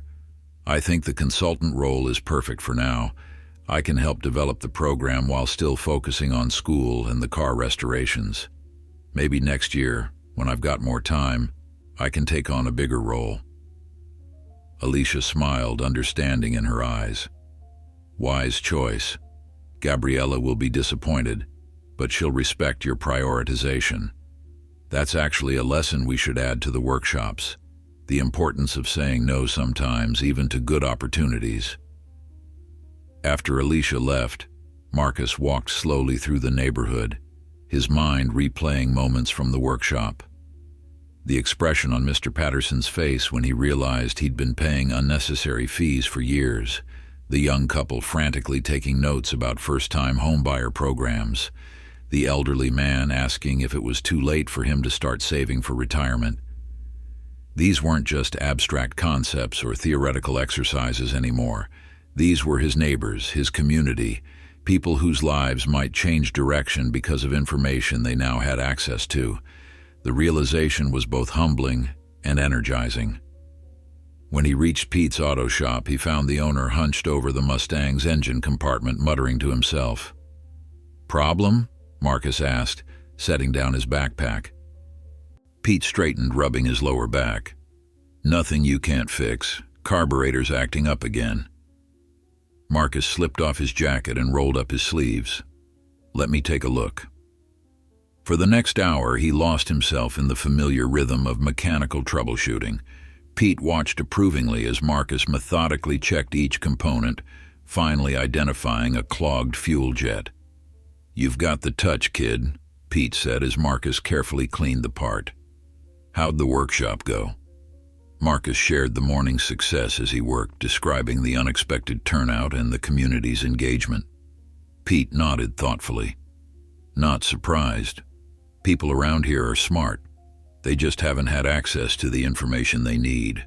He handed Marcus a wrench, kind of like working on cars. Anybody can learn if someone takes the time to teach them properly. As Marcus reassembled the carburetor, Pete leaned against the workbench. Heard back from Mr. Delacourt about those other restoration projects. He's willing to work around your schedule. Weekends, school breaks, whatever you can manage. Marcus tightened the final bolt and looked up. That's generous of him. Man appreciates quality work, Pete replied with a shrug. And he's got deep pockets. These are passion projects for him, not rush jobs. The flexibility made the opportunity even more appealing. Between his community college classes, the financial literacy program, and now these restoration projects, Marcus was building a portfolio of experiences that aligned perfectly with his goals. I'll call him tomorrow, Marcus decided. Set up a time to look at the cars and discuss details. Pete clapped him on the shoulder. Good man. Now let's see if that carburetor's behaving. When Marcus finally headed home that evening, physically tired but mentally energized, he found his grandmother sitting on their porch with Mrs. Winters, the two women deep in conversation. They looked up as he approached, both smiling warmly. There he is, Clara called out. We were just talking about you. All good things, I hope, Marcus replied, joining them on the porch. Mrs. Winters nodded. Very good things. Mrs. Wilson called me about the workshop this morning. Said it was a blessing to the community. Marcus felt a flush of pride but tried to downplay it. We had a good turnout. People seemed interested. Don't minimize it, Mrs. Winters chided gently. What you and Ms. Daniels are doing is important work. She reached into her bag and pulled out an envelope. Which is partly why I stopped by. This came to my office yesterday. Marcus took the envelope, raising an eyebrow at the Stanford University logo in the corner. What's this? Open it and find out, Mrs. Winters urged, barely containing her excitement. Inside was a letter inviting him to apply for Stanford's Engineering Summer Academy, a competitive program for promising high school students interested in engineering careers. The program included a scholarship covering tuition, room, and board for the 6-week session. How did they even know about me? Marcus asked, bewildered. Professor Chen, Mrs. Winters explained. She's an alumna and regularly recommends students for their summer programs. She was very impressed with your work in her class. Marcus read the letter again, struggling to process this latest development. Stanford, one of the top engineering programs in the country. A chance to experience university life, to learn from leading experts, to see if this path was truly what he wanted. It's a huge opportunity, Mrs. Winters continued. The program has an exceptional track record of participants later being accepted to Stanford's undergraduate engineering program. Clara watched her grandson's face, reading the mix of emotions there. When would this be? She asked Mrs. Winters. June through mid-July, Mrs. Winters replied, right after school ends. Marcus's mind raced through his commitments. The financial literacy program would be established by then, with the high school workshops completed and the community center series well underway. The Mustang would be finished, and he could arrange with Mr. Delacourt to begin the new restoration projects after he returned. His summer community college courses weren't scheduled until August. I think I could make it work, he said slowly, the possibility taking shape in his mind. Clara reached over and squeezed his hand. Of course you can make it work. The question is, do you want to? Marcus looked between his grandmother and Mrs. Winters, then back at the Stanford letter. 6 months ago, he couldn't have imagined himself here, juggling opportunities, making choices that would shape his future, doors opening that he hadn't even known existed. I do, he said finally, his voice growing stronger. I want to see what's out there, What's possible? Mrs. Winters beamed at him. The application deadline is in 3 weeks. I'll help you put together the strongest possible submission. As the conversation shifted to application details, Marcus felt a strange sense of peace settle over him. His path was becoming clearer, not because someone else had mapped it out for him, but because he was actively choosing each step, each opportunity, each challenge. From a moment of prejudice at a bank counter had come this cascade of possibilities, not by chance but because he had refused to be defined by someone else's perception. He had spoken up, stood his ground, and in doing so, begun to write his own story. The Stanford application became Marcus's new obsession. Every evening after finishing his homework, he worked on the essays, refining and polishing each word. The application required 3 personal statements, one about his interest in engineering, another about a challenge he had overcome, and a third about his long-term goals. The first essay came easily. His passion for understanding how things worked, for taking apart and rebuilding, for solving mechanical puzzles, had been with him since childhood. He wrote about dismantling his first radio at age 8, about the hours spent at Pete's shop learning the language of engines, about the satisfaction of making something broken whole again. The second essay proved more challenging. Marcus sat at the kitchen table, staring at the blank document on his laptop screen. The prompt seemed straightforward. Describe a significant challenge you have faced and how you overcame it. But which challenge should he choose? His grandmother settled into the chair across from him, a cup of tea steaming between her hands. Still stuck? Marcus nodded, running a hand over his close-cropped hair. I'm not sure which story to tell. Clara studied him over the rim of her cup. You've had no shortage of challenges, child. That's the problem, Marcus replied.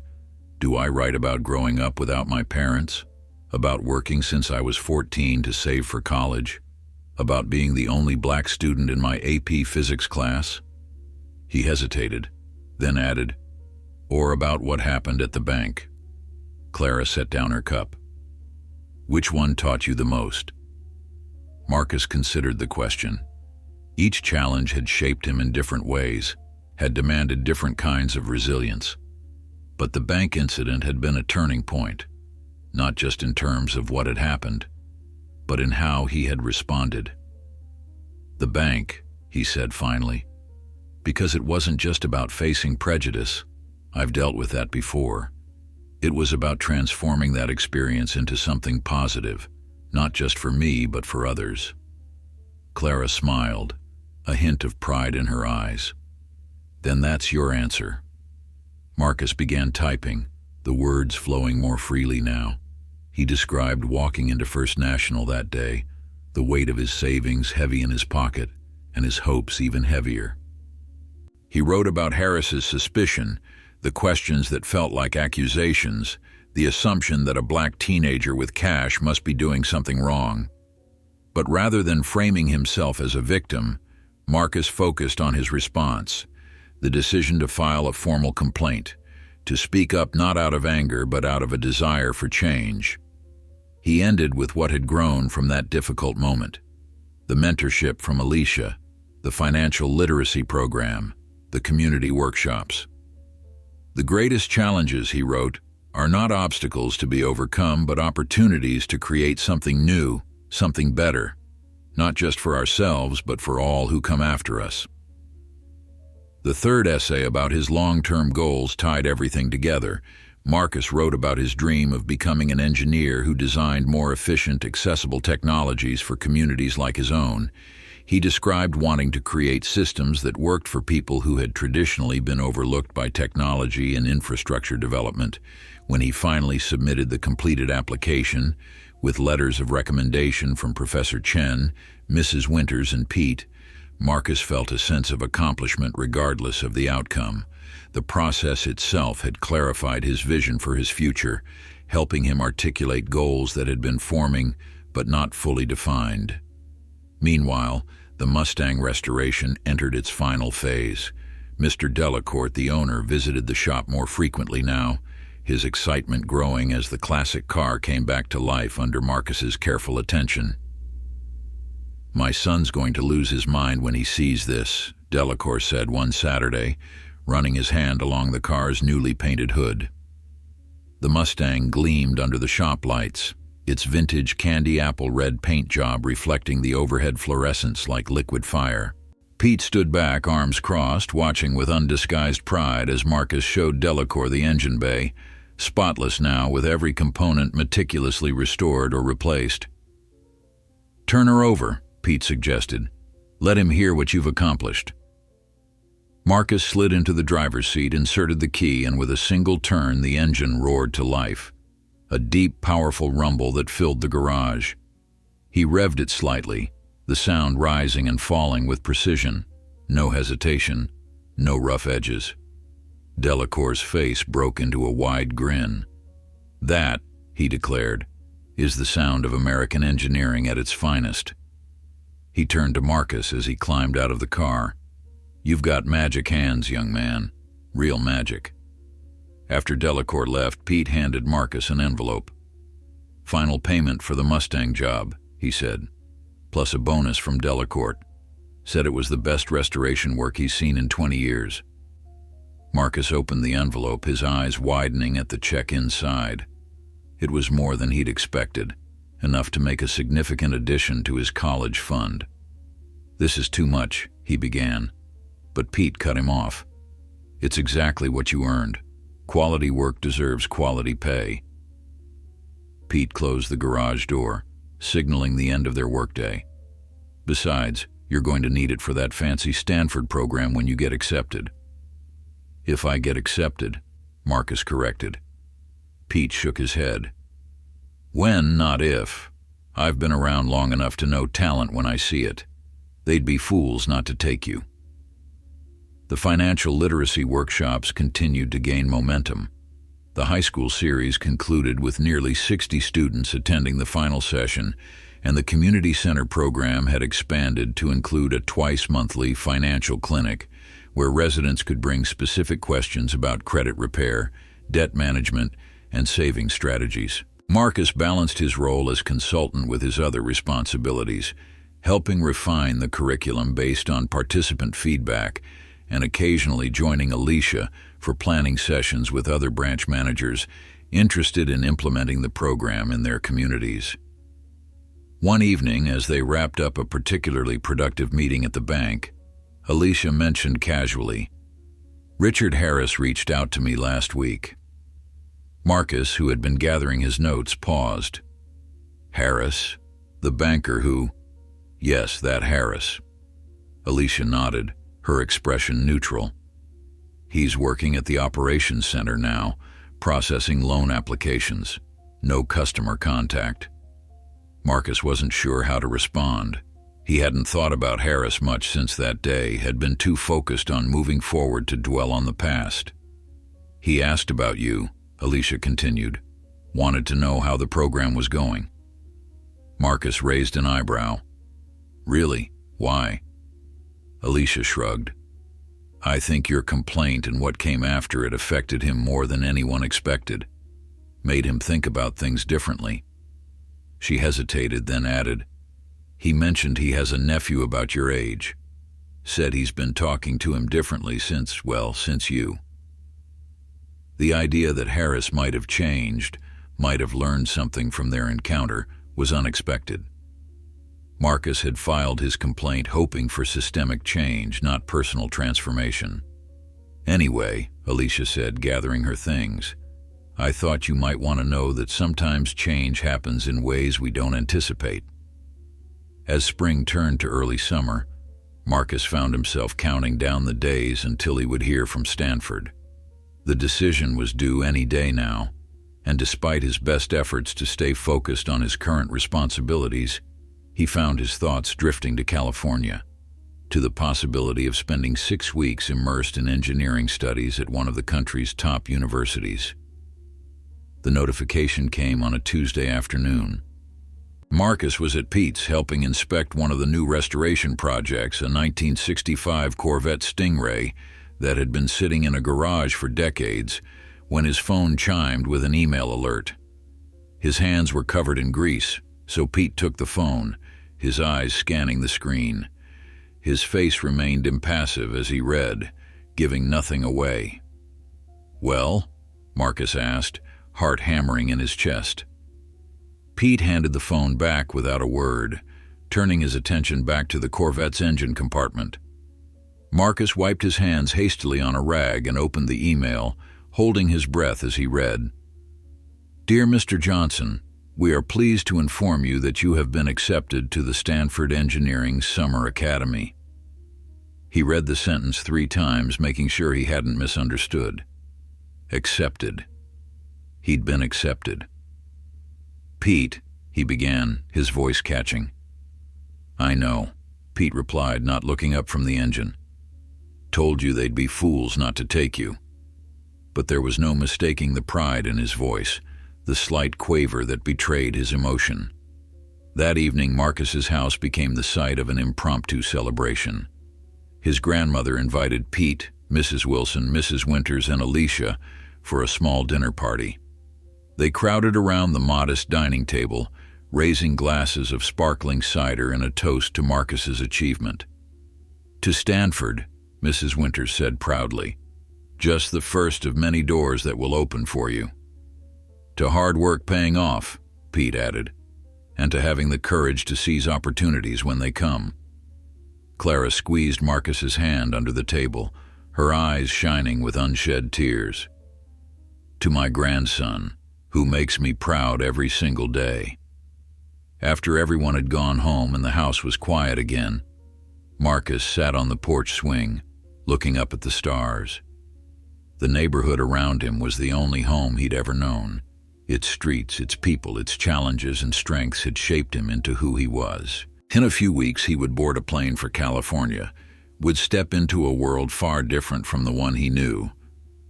The thought was both exhilarating and terrifying. What if he didn't measure up? What if the other students, most likely from privileged backgrounds with access to resources he'd never had, were so far ahead that he couldn't catch up?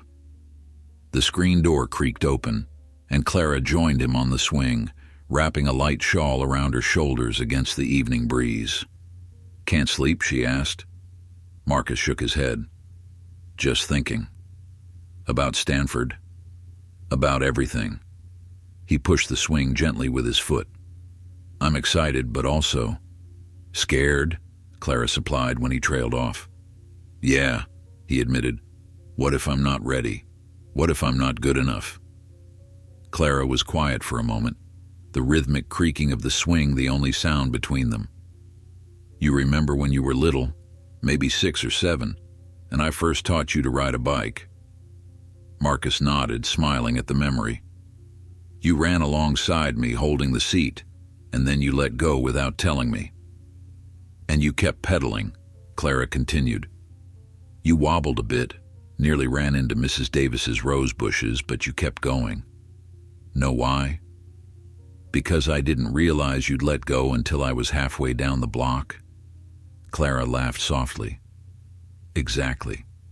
You were so focused on moving forward that you didn't have time to doubt yourself." She patted his knee. "Stanford's just another bike, child. Keep your eyes on where you're going, not on who might be watching you pedal." The simple wisdom of her words settled something in Marcus's chest. He would go to Stanford not to prove himself to others, but to continue the journey he'd already begun, learning, growing, preparing for a future he was actively creating with each choice, each opportunity, each challenge overcome. "Thanks, Grandma," he said softly. Clara smiled, the porch light illuminating the fine lines around her eyes, the gray in her hair, physical reminders of the years she'd devoted to raising him, to ensuring he had the foundation to build whatever life he chose. "You know," she said after a while, "I've been thinking about opening my own bank account." Marcus turned to her in surprise. "Really? After all these years?" Clara nodded, her expression thoughtful. "Watching you these past months, seeing how you've turned that bad experience into something good, it's made me reconsider some things." Maybe it's time I stopped letting old fears dictate my choices. The significance of this wasn't lost on Marcus. His grandmother, who had distrusted banks her entire adult life, was willing to reconsider, not because of a marketing campaign or financial necessity, but because she'd witnessed transformation through his experience. "I could help you," he offered.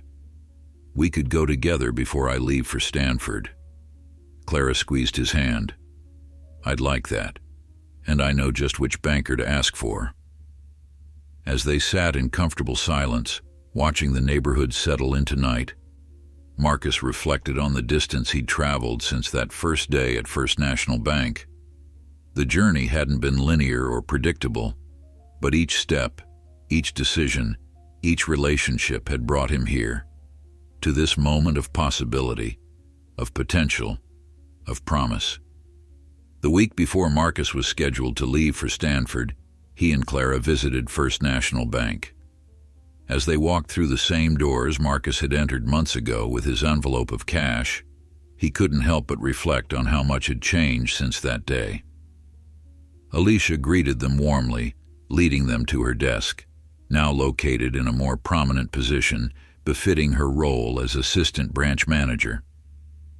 "Mrs. Johnson, it's a pleasure to see you again. Marcus mentioned you're interested in opening an account." Clara nodded, her posture straight and dignified despite her nervousness. "After 68 years of keeping my money where I can see it, figured it might be time for a change." Alicia smiled. "I understand completely. Many people in our community have valid reasons for hesitating to trust financial institutions. That's something we're working to change." As Alicia walked Clara through the account options, explaining each feature and fee structure with patient clarity, Marcus noticed William Reynolds watching from his office. The branch manager caught his eye and gave a small nod of acknowledgement, a gesture that contained more respect than words could have conveyed. Clara decided on a simple checking account with a linked savings option. When Alicia asked if she wanted to make an initial deposit, Clara reached into her purse and pulled out a small cloth pouch. From it, she extracted several neatly folded bills. "It's not much," she said, a hint of apology in her voice. "Just what I've managed to save from my nursing home checks." "Every journey begins with a first step," Alicia replied warmly, accepting the money with the same professional courtesy she would show a customer depositing thousands. As Alicia processed the transaction, Clara turned to Marcus. "When you come back from California, you can show me how to use that banking app thing on my phone." Marcus blinked in surprise. "You got a smartphone?" Clara's lips quirked into a small smile.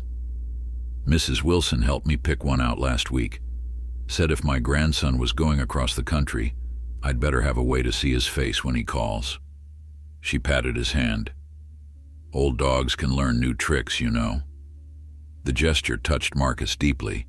His grandmother, who still used a rotary phone at home and had resisted technological changes for years, had stepped into the digital age because of him, because of their connection. After completing Clara's account setup, Alicia handed her a bank card and a folder similar to the one Marcus had received months ago.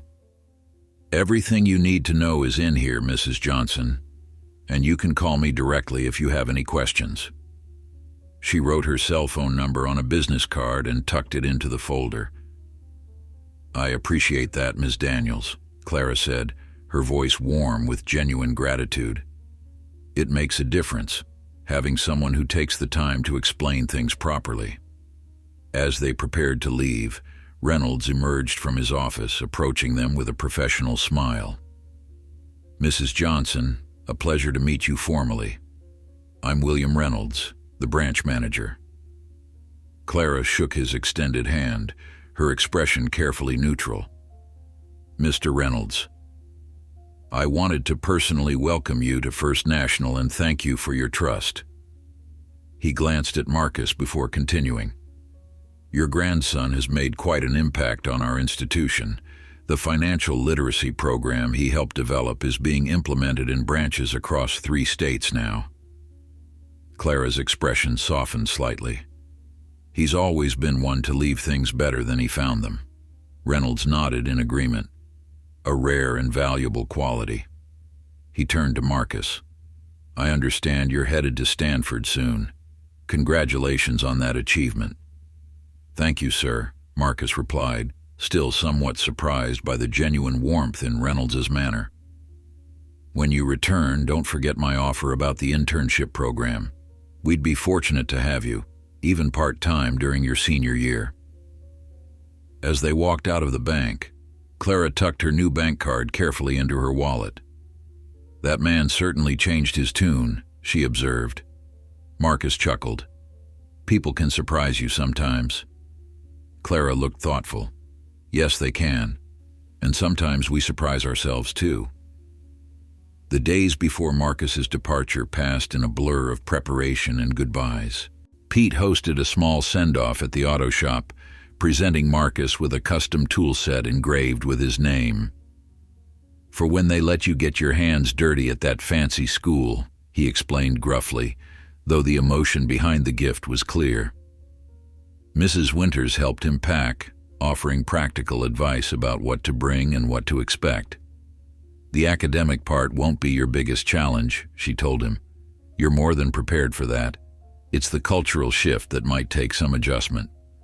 Marcus understood what she meant. Stanford would be a different world, not just geographically but socio-economically. He would be surrounded by students who had likely had advantages and opportunities he hadn't, who might view his background with curiosity at best, condescension at worst.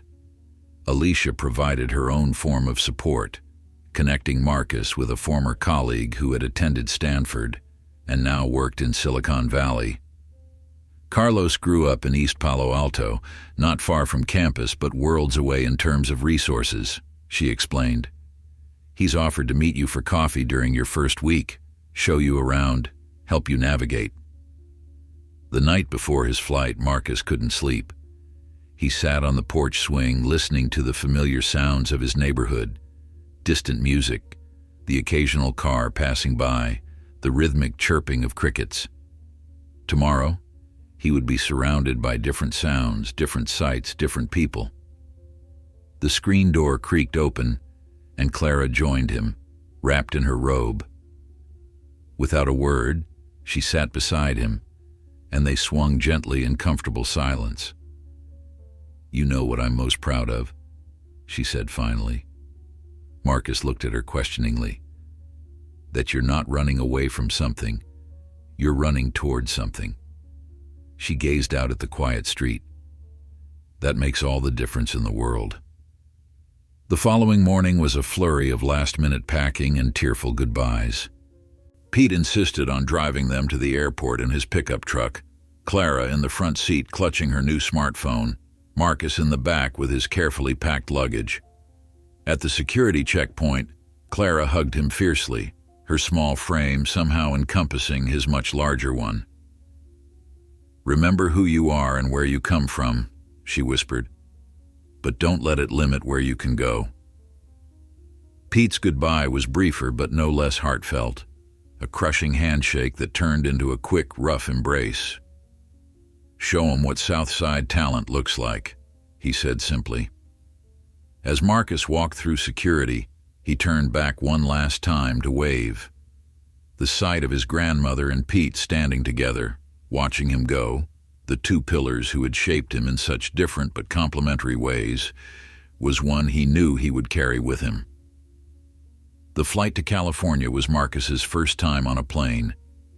He had chosen a window seat, watching in wonder as his city grew smaller beneath him, as states passed below like the pages of a map book, as mountains rose and fell and finally gave way to the vast expanse of the Pacific Ocean glittering in the distance. Carlos, Alicia's friend, was waiting at the airport as promised, a compact man with an easy smile and a firm handshake. "Welcome to California, man," he said, helping Marcus with his bags. "How was your flight?" "Amazing," Marcus replied honestly. "Never seen the world from that perspective before." Carlos nodded, understanding in his eyes. First times change how you see everything after, right? Come on, let's get you to campus. The drive to Stanford was filled with Carlos's commentary about the area, which neighborhoods to visit, which to avoid, where to find the best cheap food, how to navigate public transportation. Marcus absorbed it all, grateful for this insider perspective from someone who had once been in his position. "Alicia told me a bit about your story," Carlos said as they approached the campus. "The bank thing, the financial literacy program, pretty impressive." Marcus shrugged. "Just trying to make something good out of something bad." "That's a skill that'll serve you well here," Carlos replied. "Stanford's an incredible place, but it can also be overwhelming. Lot of legacy kids, lot of wealth. Easy to feel like you don't belong." He glanced at Marcus. "But remember, they chose you for a reason. You earned your spot." As they drove through the main entrance, Stanford University spread before them. Spanish-style buildings with terracotta roofs, palm trees swaying in the gentle breeze, manicured lawns where students lounged in the sunshine. It looked like something from a movie, almost too perfect to be real. Carlos helped Marcus find the summer program housing and get settled in his dorm room. His roommate hadn't arrived yet, so the small double room felt temporarily like his own private space. "I'll let you get unpacked," Carlos said, writing his number on a piece of paper. "Call me any time if you need anything, even just someone to grab coffee with. And good luck tomorrow." After Carlos left, Marcus sat on the edge of his bed, taking in his surroundings. The room was basic but comfortable. 2 beds, 2 desks, 2 dressers. Through the window, he could see a courtyard where other summer program participants were gathering, introducing themselves, forming the first tentative connections. He unpacked methodically, arranging his clothes in the dresser, setting up his laptop on the desk, placing the framed photo of himself with Clara and Pete on the nightstand. He tucked Pete's engraved tool set carefully in the bottom drawer, a tangible reminder of who he was and where he came from. When everything was in its place, Marcus took a deep breath and stepped out of his room, locking the door behind him. In the courtyard, he approached a group of students who looked about his age, their nervous excitement mirroring his own. "Hi," he said, extending his hand to the nearest person. "I'm Marcus Johnson from Sacramento." "Alex Chen," the other boy replied, shaking his hand. "San Francisco. Engineering track?" Marcus nodded. "Mechanical engineering. You?" "Computer science. This is Priya." He gestured to a girl with long, dark hair beside him. "She's in mechanical engineering, too." Priya smiled. "Nice to meet you. Where are you from again?" "South side of Sacramento," Marcus replied, the specificity intentional. He wasn't going to hide or downplay any aspect of who he was. "Cool," Priya said. "I'm from Chicago, South Side too, actually. Hyde Park." As the conversation flowed, Marcus gradually relaxed. These were just kids like him, nervous, excited, trying to figure out where they fit. Some came from backgrounds similar to his, others from very different circumstances, but all shared a passion for engineering and innovation. That evening, after orientation and a welcome dinner, Marcus called home. Clara answered on the 3rd ring, her face appearing somewhat off-center on the video call as she figured out the smartphone's camera. "There you are," she exclaimed, her relief evident. "Did you arrive safely? How is it? Have you eaten?" Marcus smiled, comforted by the familiar barrage of grandmotherly concerns. "Everything's fine, Grandma. The campus is beautiful. My roommate seems nice. The food is good." "Show me your room," Clara instructed, and Marcus obliged, turning his phone to give her a virtual tour of his temporary home. "It's not much, but it's comfortable," he said. "Looks perfectly fine to me," Clara replied pragmatically. "Clean, safe, got a nice view." They talked for a while longer, Marcus describing the flight, the drive with Carlos, the other students he'd met. Clara updated him on neighborhood news. Mrs. Wilson had fallen and sprained her ankle. The community center workshop had its biggest attendance yet. Pete had already started grumbling about how the shop wasn't the same without him. "Everyone sends their love," Clara said, "and their pride. We're all so proud of you, Marcus." After they hung up, Marcus sat at his desk, looking out at the Stanford campus, now illuminated by soft evening lights. Tomorrow, classes would begin, the real test of whether he belonged in this world of academic excellence and innovation. The mixture of excitement and apprehension reminded him of that day months ago when he'd first walked into First National Bank, not knowing how that simple action would change the course of his life.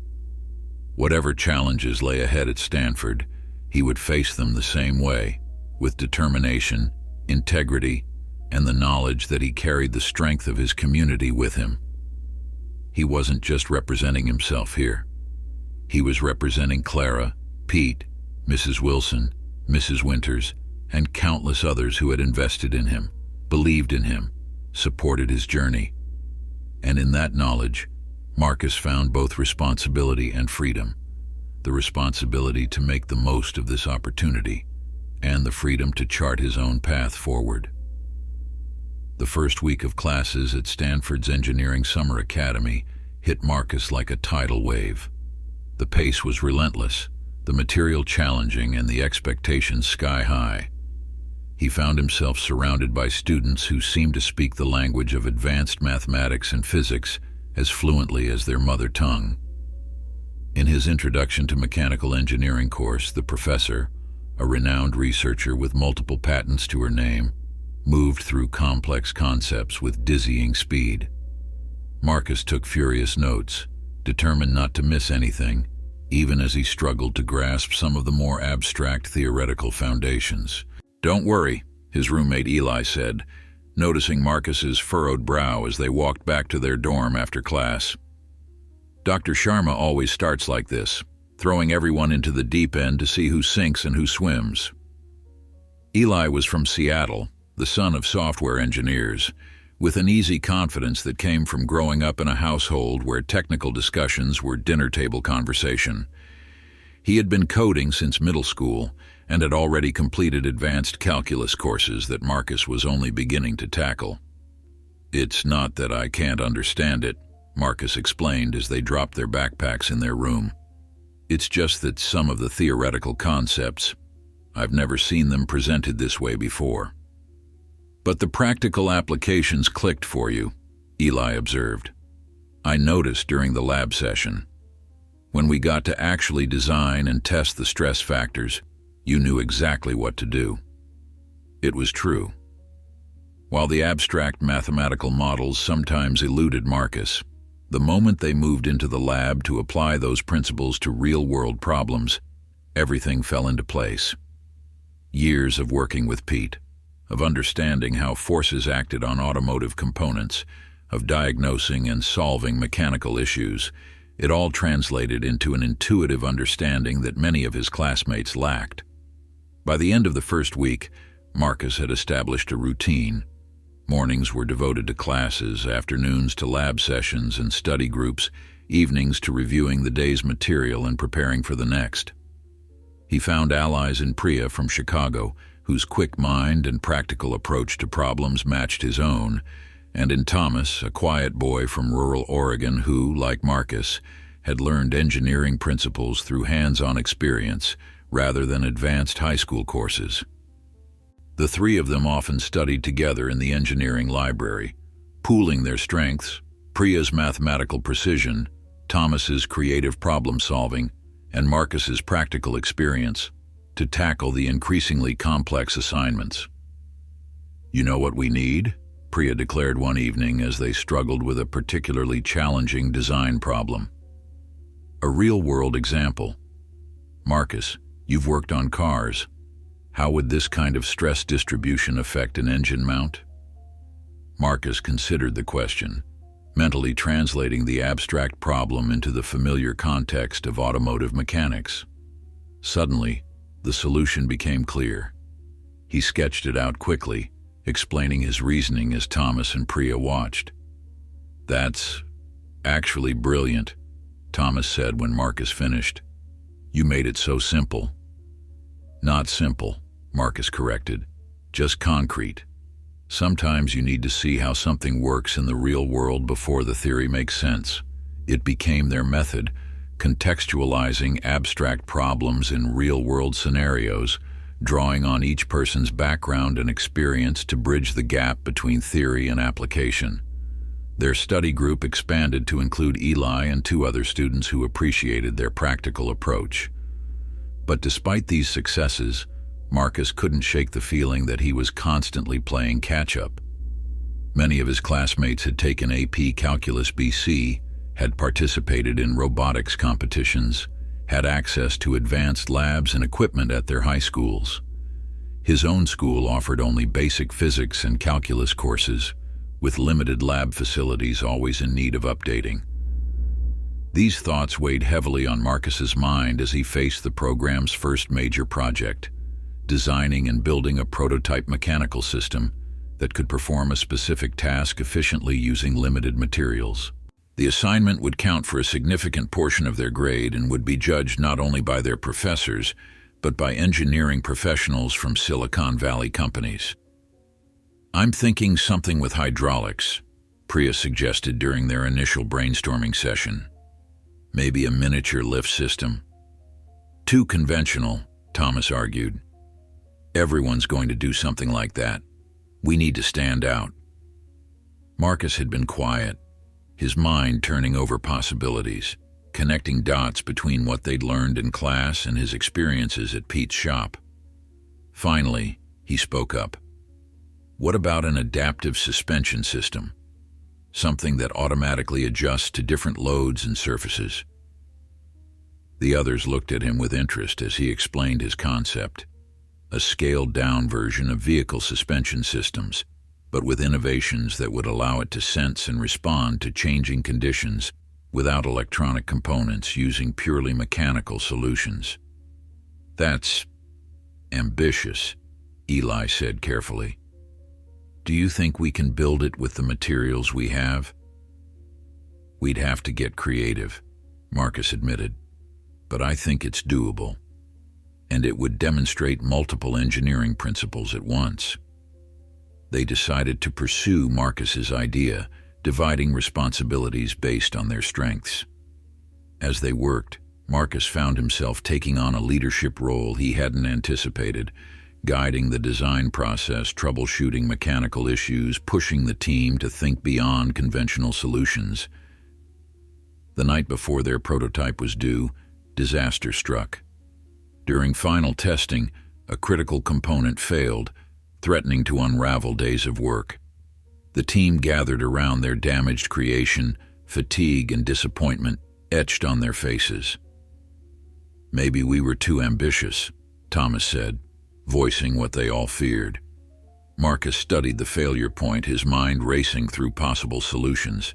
This was familiar territory, a mechanical problem that needed solving, a broken system that could be fixed.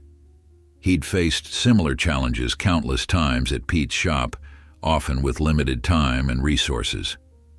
"We can fix this," he said with quiet confidence. "It's not over." For the next 3 hours, Marcus led the team through a redesign of the failed component. They scavenged materials from their other prototypes, improvised tools when the ones they needed weren't available, and meticulously rebuilt the system with modifications that addressed the weakness. By 2 a.m., they had a working prototype, not perfect, but functional, innovative, and uniquely theirs. As the team dispersed to catch a few hours of sleep before their presentation, Priya hung back. "How did you stay so calm?" she asked Marcus. "When it broke, I thought we were done for." Marcus shrugged. "When you work in an auto shop, something's always breaking or not working the way it should. You learn to see problems as puzzles, not disasters." The next day, their presentation went better than any of them had dared hope. Their prototype performed exactly as designed, adapting smoothly to different weights and surface conditions. The professors asked challenging questions, which the team answered with the confidence of people who had built something they truly understood. One of the industry judges, an engineering director from a leading automotive company, was particularly impressed. "The elegant simplicity of this design is remarkable," she commented. "You've solved a complex problem with minimal components and no electronic assistance. That's the kind of thinking we look for in our innovation teams." Their project earned the highest score in the class, but more importantly for Marcus, it represented a synthesis of his practical experience and his growing theoretical knowledge, proof that his background wasn't a limitation, but an asset in this new environment. As the program approached its midpoint, Marcus received news from home that added to his growing confidence. Alicia sent him a detailed email about the financial literacy program, which had now expanded to 5 additional high schools and 3 community centers across Sacramento. "The regional bank executives are fully on board," she wrote.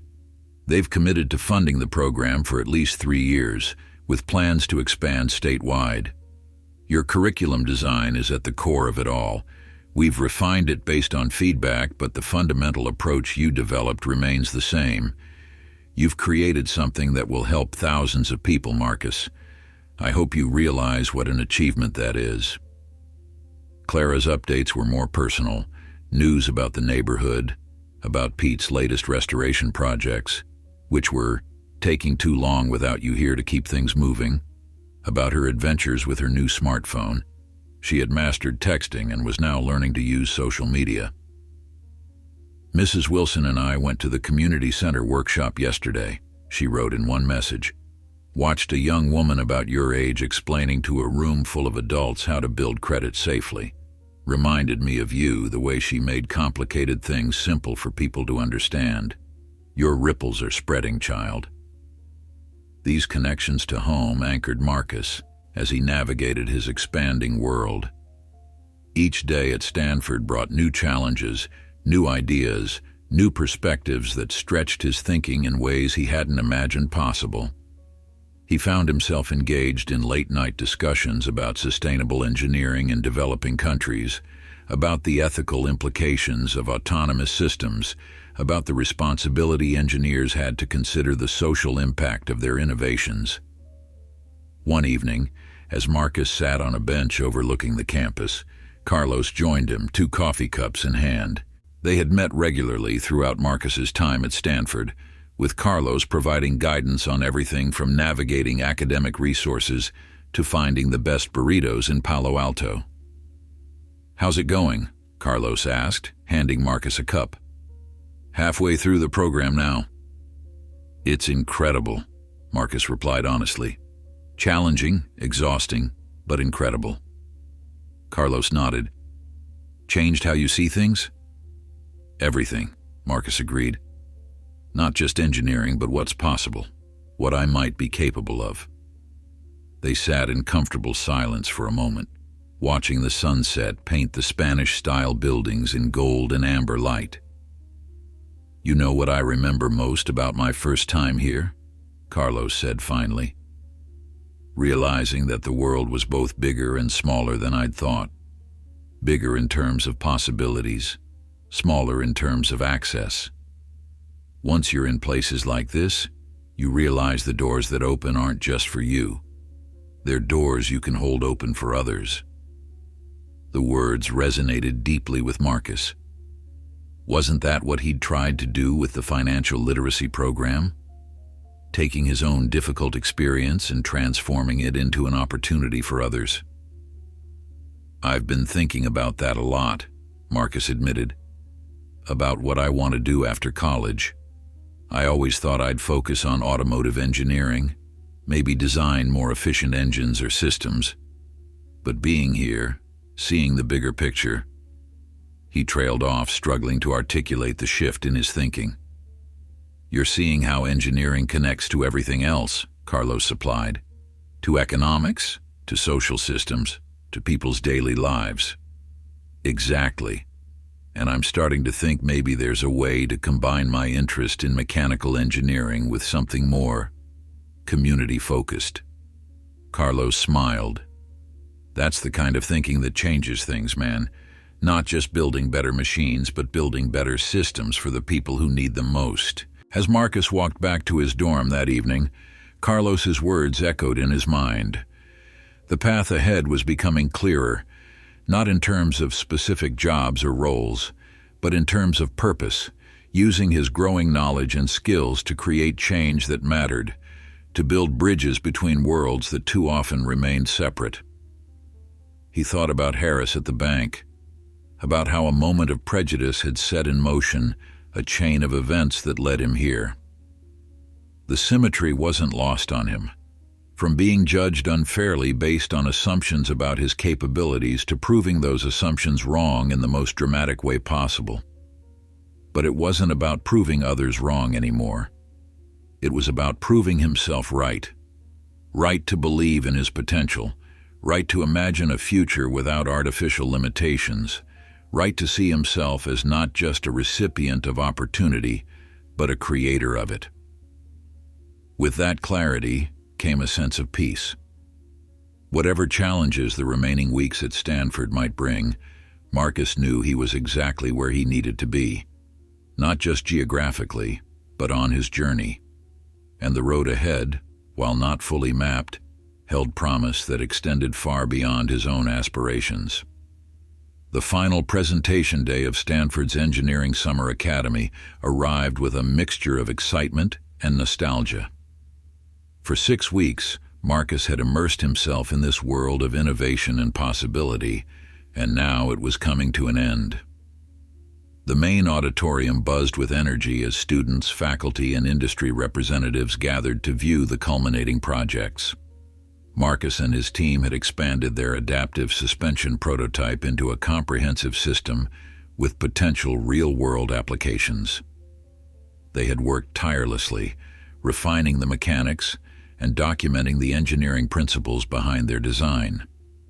Their display stood among dozens of others, each representing countless hours of collaboration and creativity. Nervous, Priya asked as they made final adjustments to their presentation board. Marcus shook his head. Not really. We built something that works, something we understand inside and out. The rest is just sharing what we learned. When their turn came to present, Marcus found himself speaking with a confidence that would have surprised his earlier self. He explained complex engineering concepts with clarity, connecting theoretical principles to practical applications, answering technical questions with the ease of someone who truly understood his subject. As he spoke, he caught sight of Carlos standing at the back of the room, giving him a subtle thumbs up. In that moment, Marcus realized how far he had come, not just in knowledge, but in his ability to move between worlds, to translate his ideas across different contexts, to belong in spaces he once thought were beyond his reach. After the presentations, as students and visitors mingled around the project displays, Marcus was approached by Dr. Michaels, the program director. "Mr. Johnson," she said, extending her hand. "Impressive work. Your team's project shows a remarkable balance of theoretical understanding and practical innovation." "Thank you," Marcus replied, shaking her hand. "We wanted to create something that addressed a real need, not just an academic exercise." Dr. Michaels nodded approvingly. "That's the kind of thinking we try to foster here. Engineering isn't just about what's possible, it's about what's useful." She paused, studying him thoughtfully. "Professor Chen speaks very highly of you. She mentioned you're entering your senior year of high school?" "Yes, ma'am." "Well, I hope you'll consider Stanford for your undergraduate studies. Students with your combination of theoretical aptitude and practical problem-solving skills are exactly what our engineering program looks for." She handed him a business card. "If you have any questions about the application process, please don't hesitate to reach out." As Dr. Michaels moved on to speak with other students, Marcus turned the card over in his hand, a tangible symbol of doors opening, of possibilities becoming probabilities. Later that evening at the program's closing dinner, Marcus sat with the friends he'd made over the past 6 weeks, Priya, Thomas, Eli, and others from various project teams. They exchanged contact information, made promises to stay in touch, talked about their plans for senior year and college applications.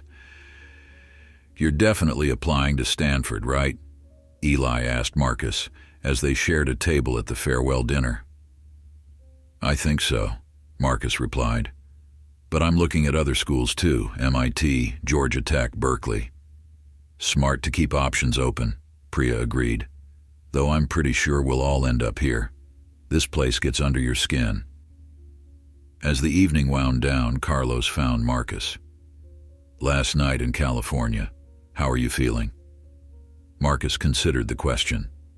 "Grateful for the experience, for meeting everyone here, for your help navigating it all." Carlos smiled. "That's what community is about, people helping each other find their way." He clapped Marcus on the shoulder. "Sacramento's lucky to have you coming back. Don't forget that part of the journey."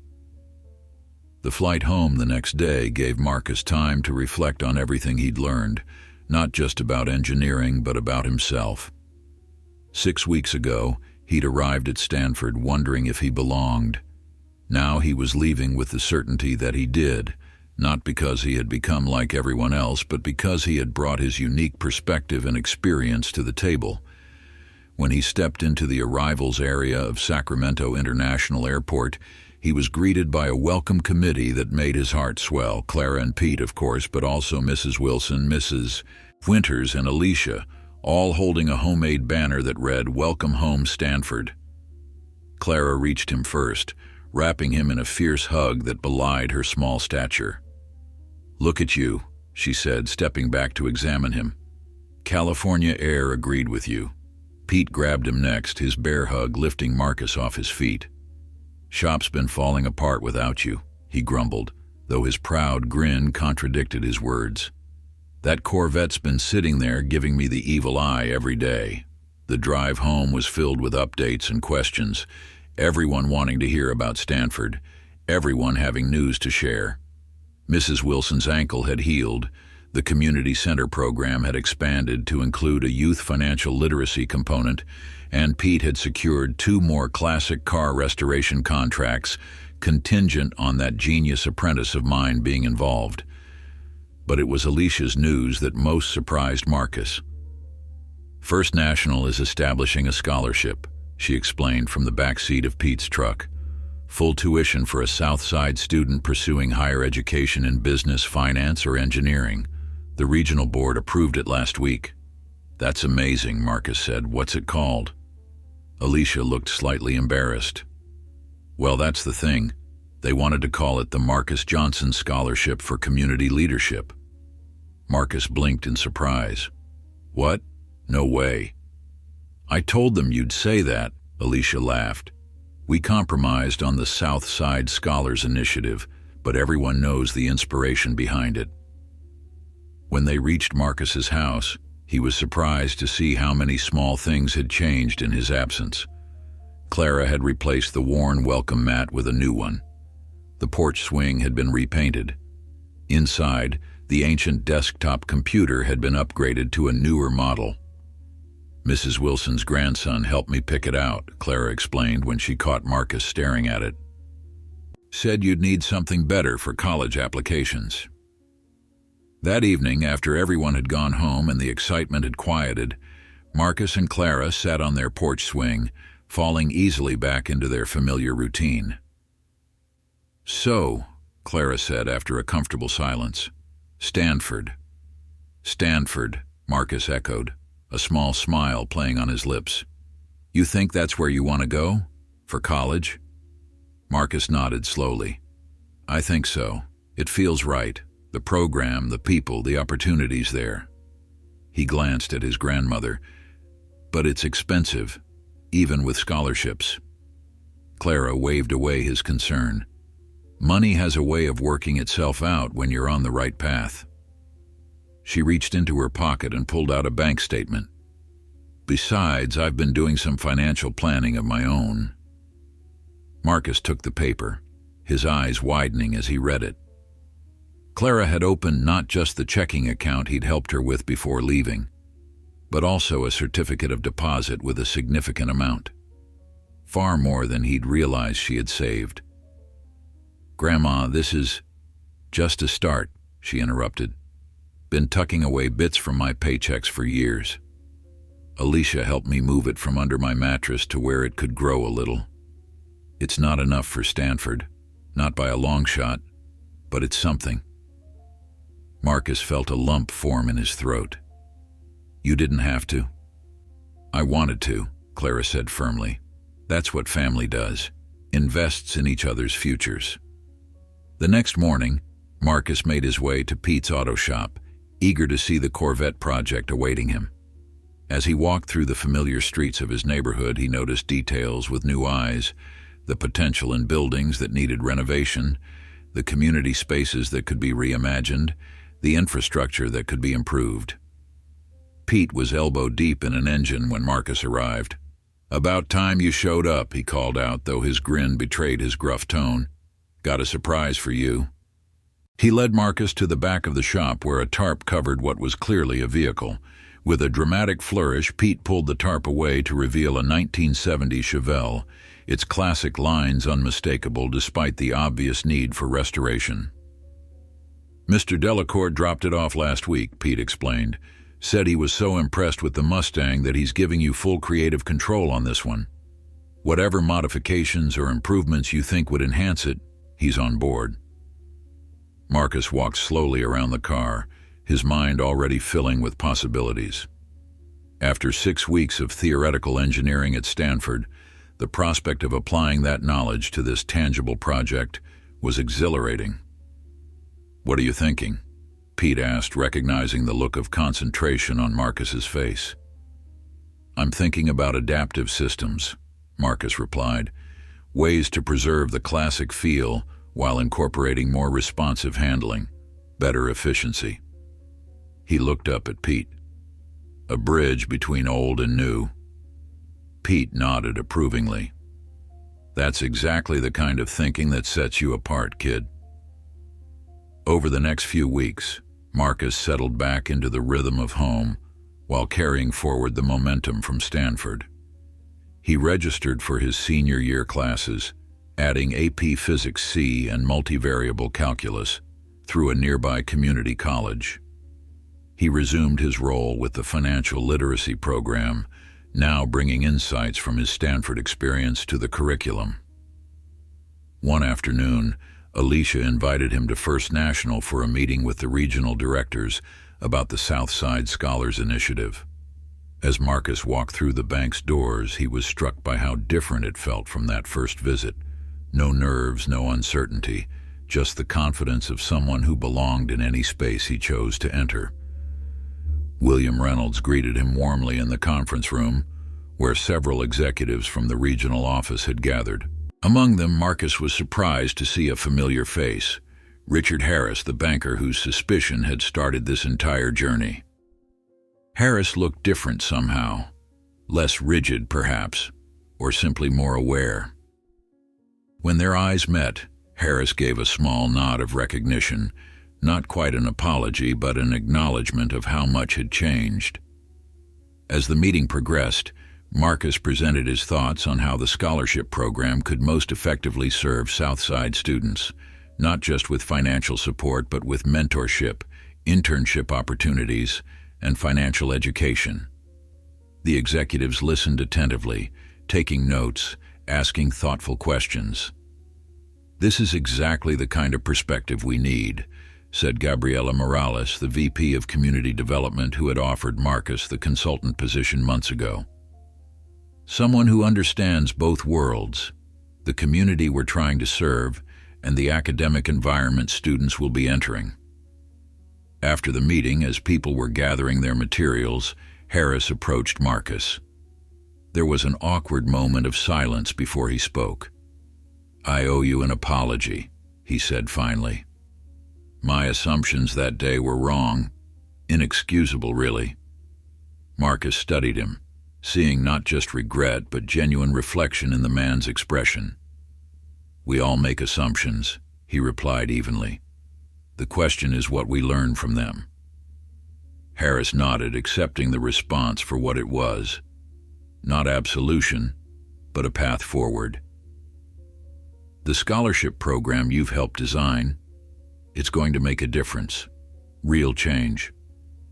"That's the goal," Marcus said. "To make sure the next kid who walks in with an envelope of cash gets the same opportunity as anyone else." As Marcus left the bank, he paused in front of the building, looking up at the First National sign gleaming in the afternoon sun. He remembered standing in this same spot months ago, nervous and uncertain, clutching his savings and his dreams with equal determination. Who could have predicted that a moment of prejudice would set in motion such profound change, not just for him, but for his community? That the obstacle placed in his path would become the catalyst for opportunities he hadn't imagined. His phone buzzed with a text from Priya. "Stanford applications open next week. We're all applying early decision. You in?" Marcus smiled, typing back, "I'm in." As he tucked his phone away and continued down the street, Marcus felt the weight of his journey, not as a burden but as a foundation. Each experience, each challenge, each connection had brought him here, to this moment of clarity and purpose. The future stretched before him, not as a single predetermined path, but as a landscape of possibilities he was now equipped to navigate. And whatever came next, Stanford or another university, engineering innovations or community development, success or setbacks, he would face it with the confidence of someone who had learned the most important lesson of all, that the greatest limits are those we accept without question, and the greatest power lies in refusing to be defined by someone else's perception. From a teenager trying to deposit money in a bank to a young man helping shape the future of his community, the journey had transformed him. But more importantly, it had revealed what had been there all along: the potential to create change, to build bridges, to open doors not just for himself but for all who would follow.